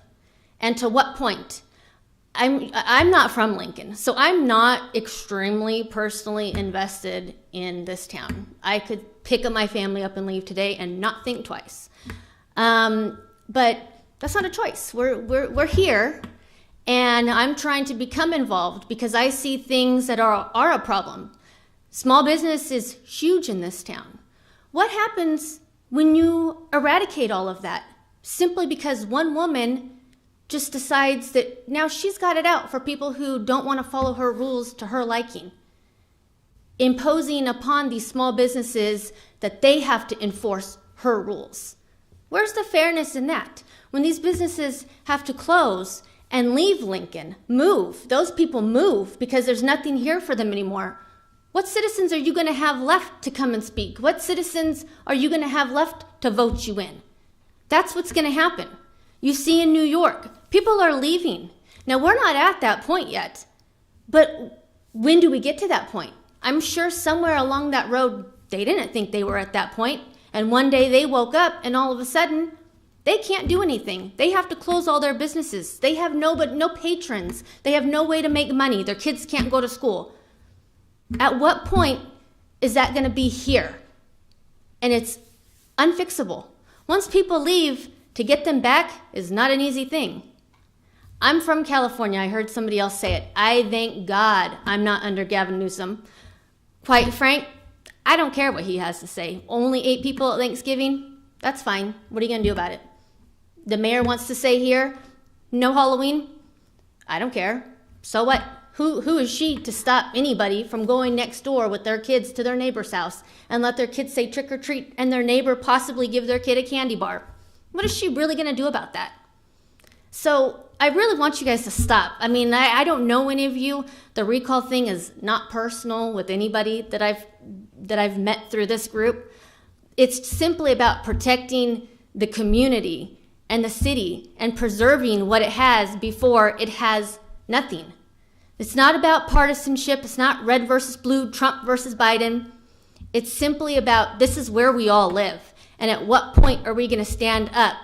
The mask thing, that's choice.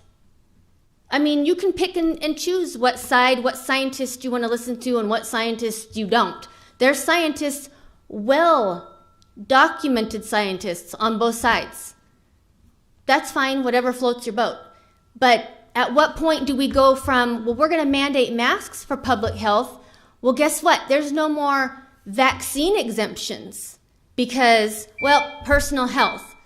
Where is that line going to be drawn? You really need to think about that because eventually it's going to affect everybody. 1 minute. Thank you. Thank you. Thank you for being patient. Hello. Good evening, City Council. My name again is Gretchen Hess, and I'm back this evening to share with you yet again what is happening. Now, maybe you're aware, and if you are, then I need you to ask yourself if you're hearing but maybe not really listening. Back on August 17th, I brought to your attention an issue that occurred regarding the Lincoln-Lancaster County Health Department and the mayor forcing closures on some bars here in our city without proper notification. I asked you not to confirm or continue with the vote to confirm Pat Lopez as our health director to give you time to look into what transpired and into these issues, among many others. That, unfortunately, is not what happened. No one reached out or investigated these actions, to my knowledge, except to let me know directly after meeting with you that you thought it wasn't appropriate. Mr. Shobe, you stated to me that evening that it's not our job as bar owners to police our patrons, and that you actually gave it an acronym of your initials, of which I wholeheartedly agreed. Tonight I want to share with you what has gone on since. Our businesses downtown have been targeted with weekly inspections and harassment type enforcement. It's a progressive type enforcement, we're told, with each infraction getting added up until tickets are issued. We are visited every week and sometimes multiple times in a night. The health inspector showed up with law enforcement to conduct their inspection, sometimes lasting 20 minutes or more. Why do they need to show up with our law enforcement officers? Is it to show force and intimidation that the city means business? Chief Bleimmeister spoke last week and let you know that violent crime is up in the city by like 20%. Do you think it's necessary to pull them away from their vital role in our community to focus their attention on this when it's obvious it's needed elsewhere? We've had multiple meetings with Pat Lopez and the inspectors, of which I feel are threatening. We were informed last week that when and if the dial goes to red, that our businesses will likely again get shut down or be required to have limited type hours. Then the divisiveness and the infighting ensues among each other. We are not the ones that are dividing the city. Is this what was intended? When will this stop? Can you answer any of this? Will it stop when we give up and close our doors for the last time, all the while getting a pat on the back and a gold star from the Lincoln-Lancaster County Health Department and the mayor for doing such a good job being compliant? Imagine for a second if this was what happened each time you went to your jobs. How would you handle it? Would you comply and have to shut your doors because this is not a sustainable way?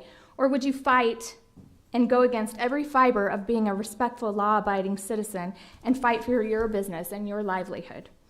This is the position we now find ourselves in. How does any of this make any sense? Now, I know last week I stated I don't envy your positions, but you signed up for this. We as business owners didn't. We are held responsible to enforce these mandates, to be doctors, police officers, and what else is required from us by the mayor and the health department. I'm not here because I want your sympathy, but I want you to ask yourselves what you'll do when all these businesses can't make it through these times. Is it your position to stand by and just watch the downfall occur? I was informed these inspectors get paid sometimes double and triple overtime to make these visits. Are you aware of this? So we get shut down and they get a pay raise? This is sad. Our customers aren't even in the target zone of this virus.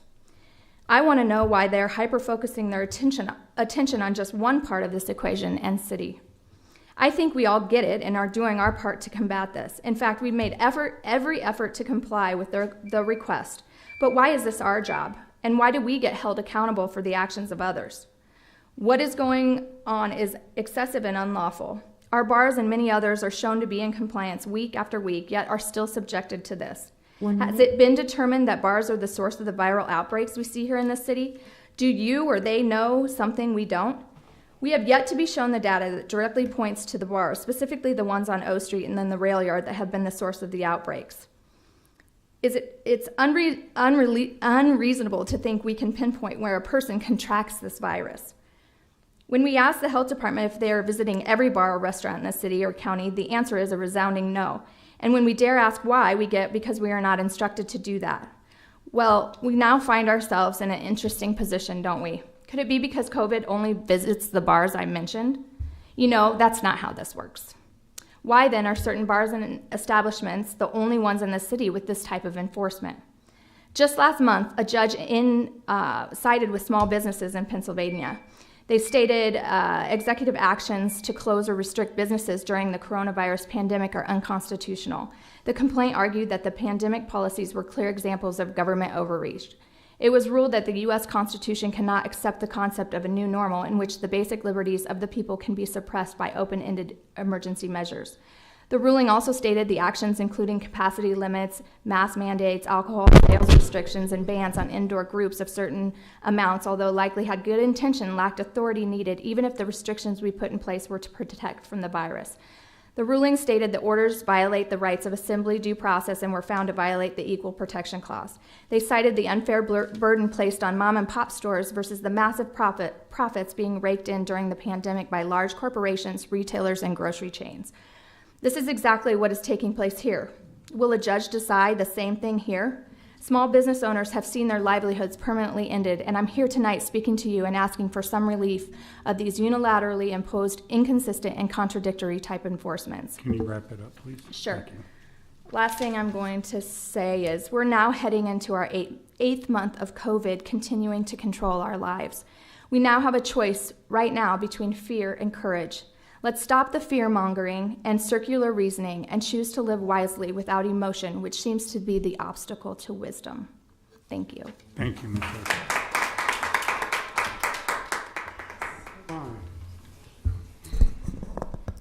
Good evening, Council. Samuel Lyon. I live in Lincoln here, have all my life. Have you ever had a bad day at work? One where you got home and were just frustrated and you thought, I'll go to bed and tomorrow it will be another day. How about a bad week at work? Or a bad month at work? As Gretchen mentioned, we've had 8 months of a bad week at work. And I think you can see the frustrations that are manifesting themselves in our society and in our community. I think a lot of those frustrations come from just the circumstances that are bombarding us that started 8 months ago. Now that wasn't your fault. We are here, and the circumstances that are here in Lincoln, Nebraska, the circumstances that came here wasn't anything that anyone chose or asked for, but it is how we respond to the circumstances in life that determine our way forward and determine our outlook on life and our path. I would like to thank the previous speakers that talked about civility in our community. I grew up delivering papers for the Journal-Star, mowing lawns here in Lincoln, and just being a kid. And I loved how Lincoln was such a nice place to live. Everywhere I go, people say, oh, Nebraska, you guys are so nice. When I go there, people wave me in traffic, and they're not honking at me. And they tell me that all over. And we are nice here in Nebraska. And I think that that's something that we have lost somewhat of over the last 8 months. And I think there's circumstances, there's various circumstances for that. But I would say that I would call for more civility in our town, in our community. I approached several people here that said, hey, I was getting sneers from the people not wearing masks, and I jeered at me, and And so if there were some people that weren't wearing masks, I say, hey, I'm sorry that they if they did that, which ones were it, which ones did it, and like let's try to talk about being more pleasant to each other. And so, they didn't know, but I wanted to tell them and offer them up of a time when we were nice to each other. And so if for those that decide not to wear a mask, but because they've decided that that's not a precaution that they are willing to take, I would say, hey, if you're not wearing a mask, then you have the first opportunity to smile, because your smile is not covered. And so you have the first opportunity to smile and share that with someone else as you're walking down the street.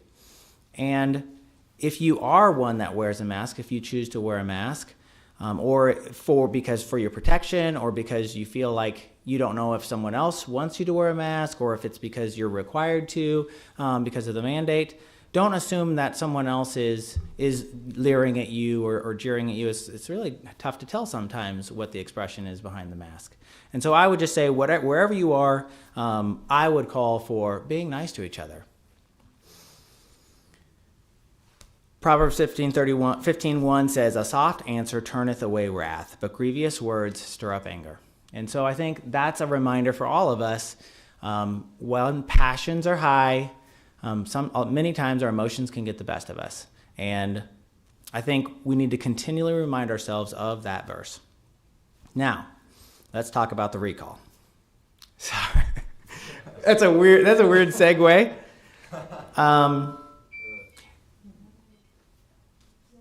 In my mind, and many say, hey, recall is so divisive. In my mind, it doesn't have to be. The way that we've set up, the way that the system is set up, there is a performance review every 4 years. That's essentially a scheduled recall. Not really a recall, but a scheduled performance review. A scheduled performance review. Occasionally, there are times when you need to accelerate that timeline. And that's what a recall petition does. It just says, hey, I think we need a performance review sooner than what is regularly scheduled. And so my goal is going to be to try to get the numbers needed to schedule that performance review. But at the end of the day, it's Lincoln voters that will decide if you have done a good job for them and they're satisfied with you, or if they think someone else would better represent them. And if there's not more people that think they would be better off with someone else than you will retain your seats and you will move forward. So it's our goal to bring that topic to the table and allow the citizens to make their voice. But in the meantime, let's be kind to each other. I have my reasons for why I think that we would be better served by other people. And some people will agree with that. Some people will disagree with that. But I was at the Election Commission today, and I was struck by the line of people outside that were so civil. It was so cold outside, and they were waiting in line, and they were just waiting for their part of democracy. And I thought to myself, what a great place that we live, where we have the opportunity to select representatives that represent us. And so that would be my call and my ask for those in our community around us. Let's be kind to each other. And as this recall progresses, state your case on one side, state your case on the other side, make your decision, and then let's move forward. Thank you. Thank you. Is there anyone else that'd like to come forward this evening? Okay. Mr. Chair? Oh, so here comes someone else. Would you like to come forward? Hello, I wasn't really prepared to speak tonight, so everything's kind of jumbled, but my name is Jess Parker. I'm not going to say my address. So I just wanted to follow up, first of all, on what Yasmin was saying earlier about the access to quality and affordable early education. I served on the policy council for Head Start and Early Head Start for community action for Lancaster and Saunders County previously for many years. I served on the board of directors at a nonprofit for many years as well. And it's devastating to sit in a room with other people on that council and on boards and have to prioritize the needs because the wait lists are so long. You have to sit there and think, should a homeless family with a newborn, because these programs serve birth to 5, should they be prioritized higher than this child with a disability, or this family that doesn't have food security right now, or this family without transportation? It's absolutely devastating to sit in those rooms, in those meetings, and have those conversations, knowing that the wait lists I've been involved with the programs for a very long time, and those wait lists are always extremely long. There are kids that never even make it into the program because their name never comes up on the wait list. And I also just wanted to say, I feel that Zoom comments during city council meetings should be brought back, especially with the state of the city right now with the pandemic, with COVID rates rising. I feel like that's an important thing. When you guys did allow Zoom comments, the cases were not, there were not as many positive cases per day, per week, per month as there are right now. And so I feel like that would be important, because I know a lot of people, especially with all these people that come here without masks, that deters a lot of people from coming here and actually telling you what they have to say. And I would also like the council and encourage you guys to put pressure on LPS to go fully remote for the sake of teachers, staff, and students. LPS, I'm sure everyone knows someone that works for LPS. Everyone knows a student that attends LPS. LPS is a prevalent organization within our community, and it affects a lot more than just inside those school buildings. And so I would encourage you guys to put some pressure on the mayor, the governor, LPS, whoever, I guess, is the person to actually make that call. And I know it's not you guys, but I just feel like if you guys could put more pressure on that. And I'm just really confused about, like, in chambers, why nothing is being done, like when rules aren't being followed, I guess, per se. Like, when things like the whole sign issue, I mean, that was nipped within a week or 2 weeks or whatever it was. I mean, you have people that sit in here, they're not social distancing, even though you guys have everything all spread out on the chairs, which shows everybody exactly where to sit.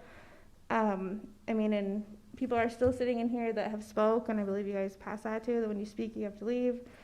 So that's just kind of odd to me that certain things are being, I don't know, certain things are, it's like pick and choose what you guys are gonna enforce and not enforce every meeting. And then also just a reminder that many of your seats are up for re-election this spring. And I hope that some of you up there feel very uncomfortable in your seats right now, because a lot of people from all different sides are fed up. A lot of people are not being heard. We've been here all summer advocating for systematic changes to happen within our community. We've given suggestions. We've stated proven facts. People have stood up here at this podium crying, telling you their traumas, their personal testimonies related to issues happening right here in our community. And for what? Because no change has been made anywhere. Look, you're on your phone right now, Christensen. Like, are you even freaking listening? Like, that's my point, literally exactly. So there are going to be people that are going to be running for city council, people that do believe in change, that do believe in continuing the fight for Black Lives Matter, systematic injustice, pandemic safety, people who are for defunding the police, people who are against police brutality, who are against Proud Boy racist mentality. And those type of people, they will be running for city council. So I hope you guys do feel uncomfortable in your seats. And we all have to remember that Blue Lives Matter is not a thing. Like, that's a choice, that's an occupation. They get to go home at night and take off their uniforms. Any person of color does not have that option. So everyone that has said Blue Lives Matter versus Black Lives Matter, like, those are two, like, Blue Lives Matter is not a thing. And all summer, like, we have been out here, we've been building community. While people on the opposition, they have just been creating hate. They have been creating, like, lines are drawn because of the opposition. We've built a large community, a large inclusive community.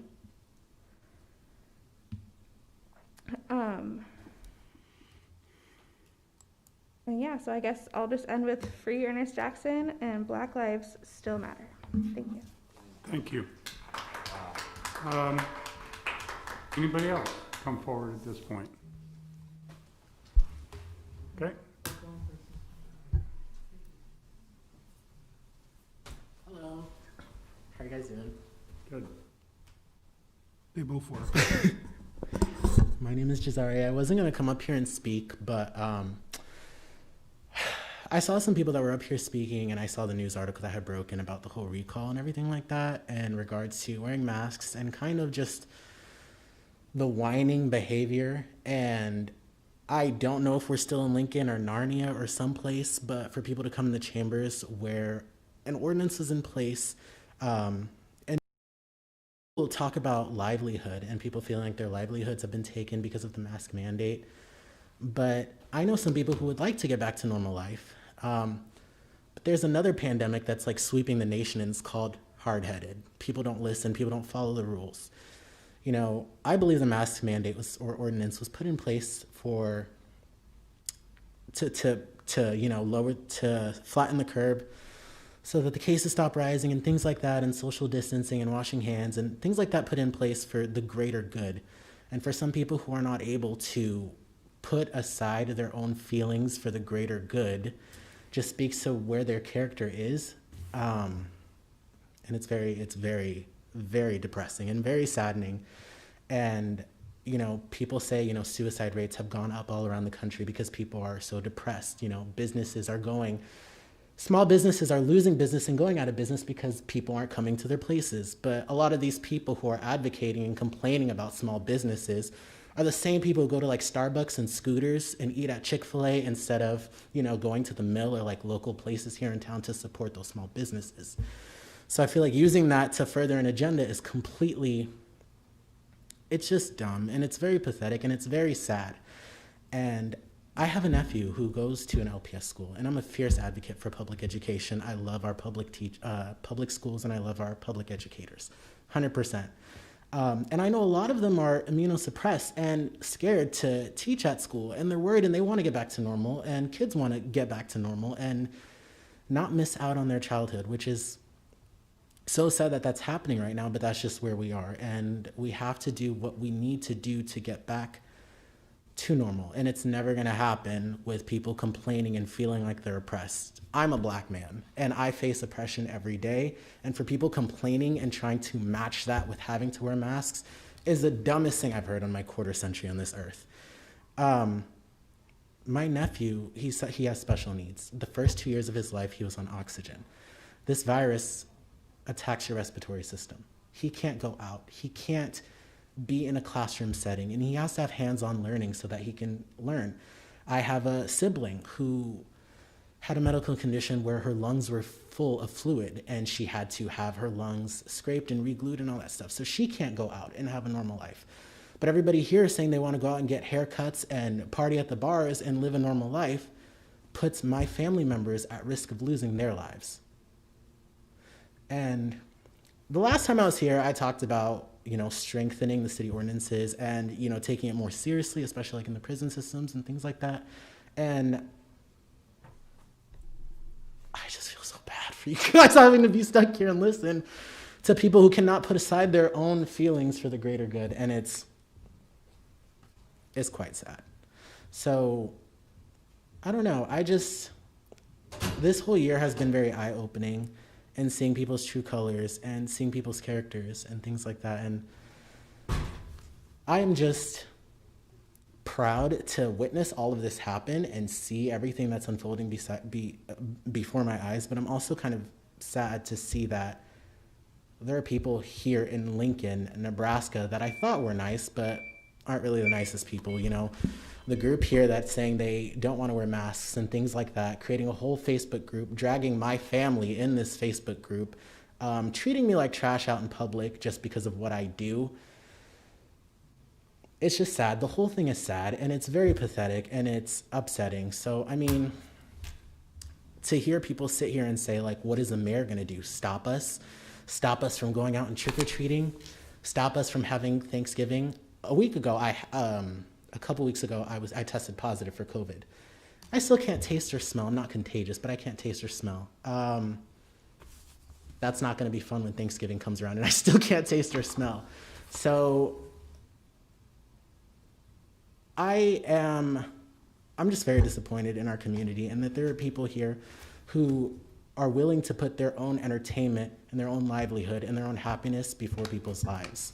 You know, and wanting to open the city back up, take away masks and take them away from, you know, public schools and not force people to wear masks in school. It's just sad because from what I hear about that, it's so what if 200,000 more people die? I just want to live a normal life.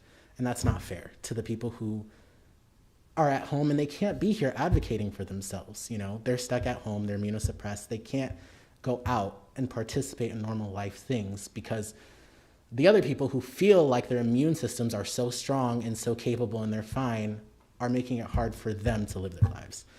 And I don't know if there's a lot you guys can do with that. I just felt like I needed to come up and speak just because I'm just so sad that I have to share a community with some of these people. And that's just what it is. So thank you guys for listening. And thank you for your patience on sitting through everything and listening to people's public comments. That is appreciated. Thank you. Would you like to come up and speak? Oh, and Black Lives Matter! Hi there. Thank you for listening. I know he just said that, but still I want to thank you guys personally. So I'm going to warn you guys ahead of time because I might cry. So last Tuesday... Could you state your name? Huh? Oh, my name is Alexandria Smith. Sorry. Okay. Last Tuesday, my family friend who was 47, who was really healthy besides having diabetes, passed away due to COVID. He showed no symptoms. He thought it was just allergies, and overnight it progressed and got worse. He wore a mask everywhere he went, including his job, which was at a factory. Unfortunately, other people did not wear a mask. And that's why I'm here, mostly is because of him. I just feel like we need to continue wearing masks. We need to have more safety precautions put in place. I mean, it's enough for businesses. I know, like, I work at a store, you know, we make sure people wear masks. Of course, not everybody listens, but we try our best, you know, we try hard. And if they don't want to wear their mask, they leave as fast as possible. You know, they get their stuff, they leave. Which I understand it's hard to remember your mask. You're not used to it. I've definitely been that person who accidentally walked into the store without a mask on, and I was like, oh, I'm forgetting that, and I had to go back to my car and get my mask. So I understand, but I feel like we just need to keep fighting for the people that are no longer around with us, including my family friend who passed away alone in his apartment because other people didn't want to wear his mask and the right rules weren't put in place at his factory that he worked at, or he just was around the wrong people. And that's all I gotta say.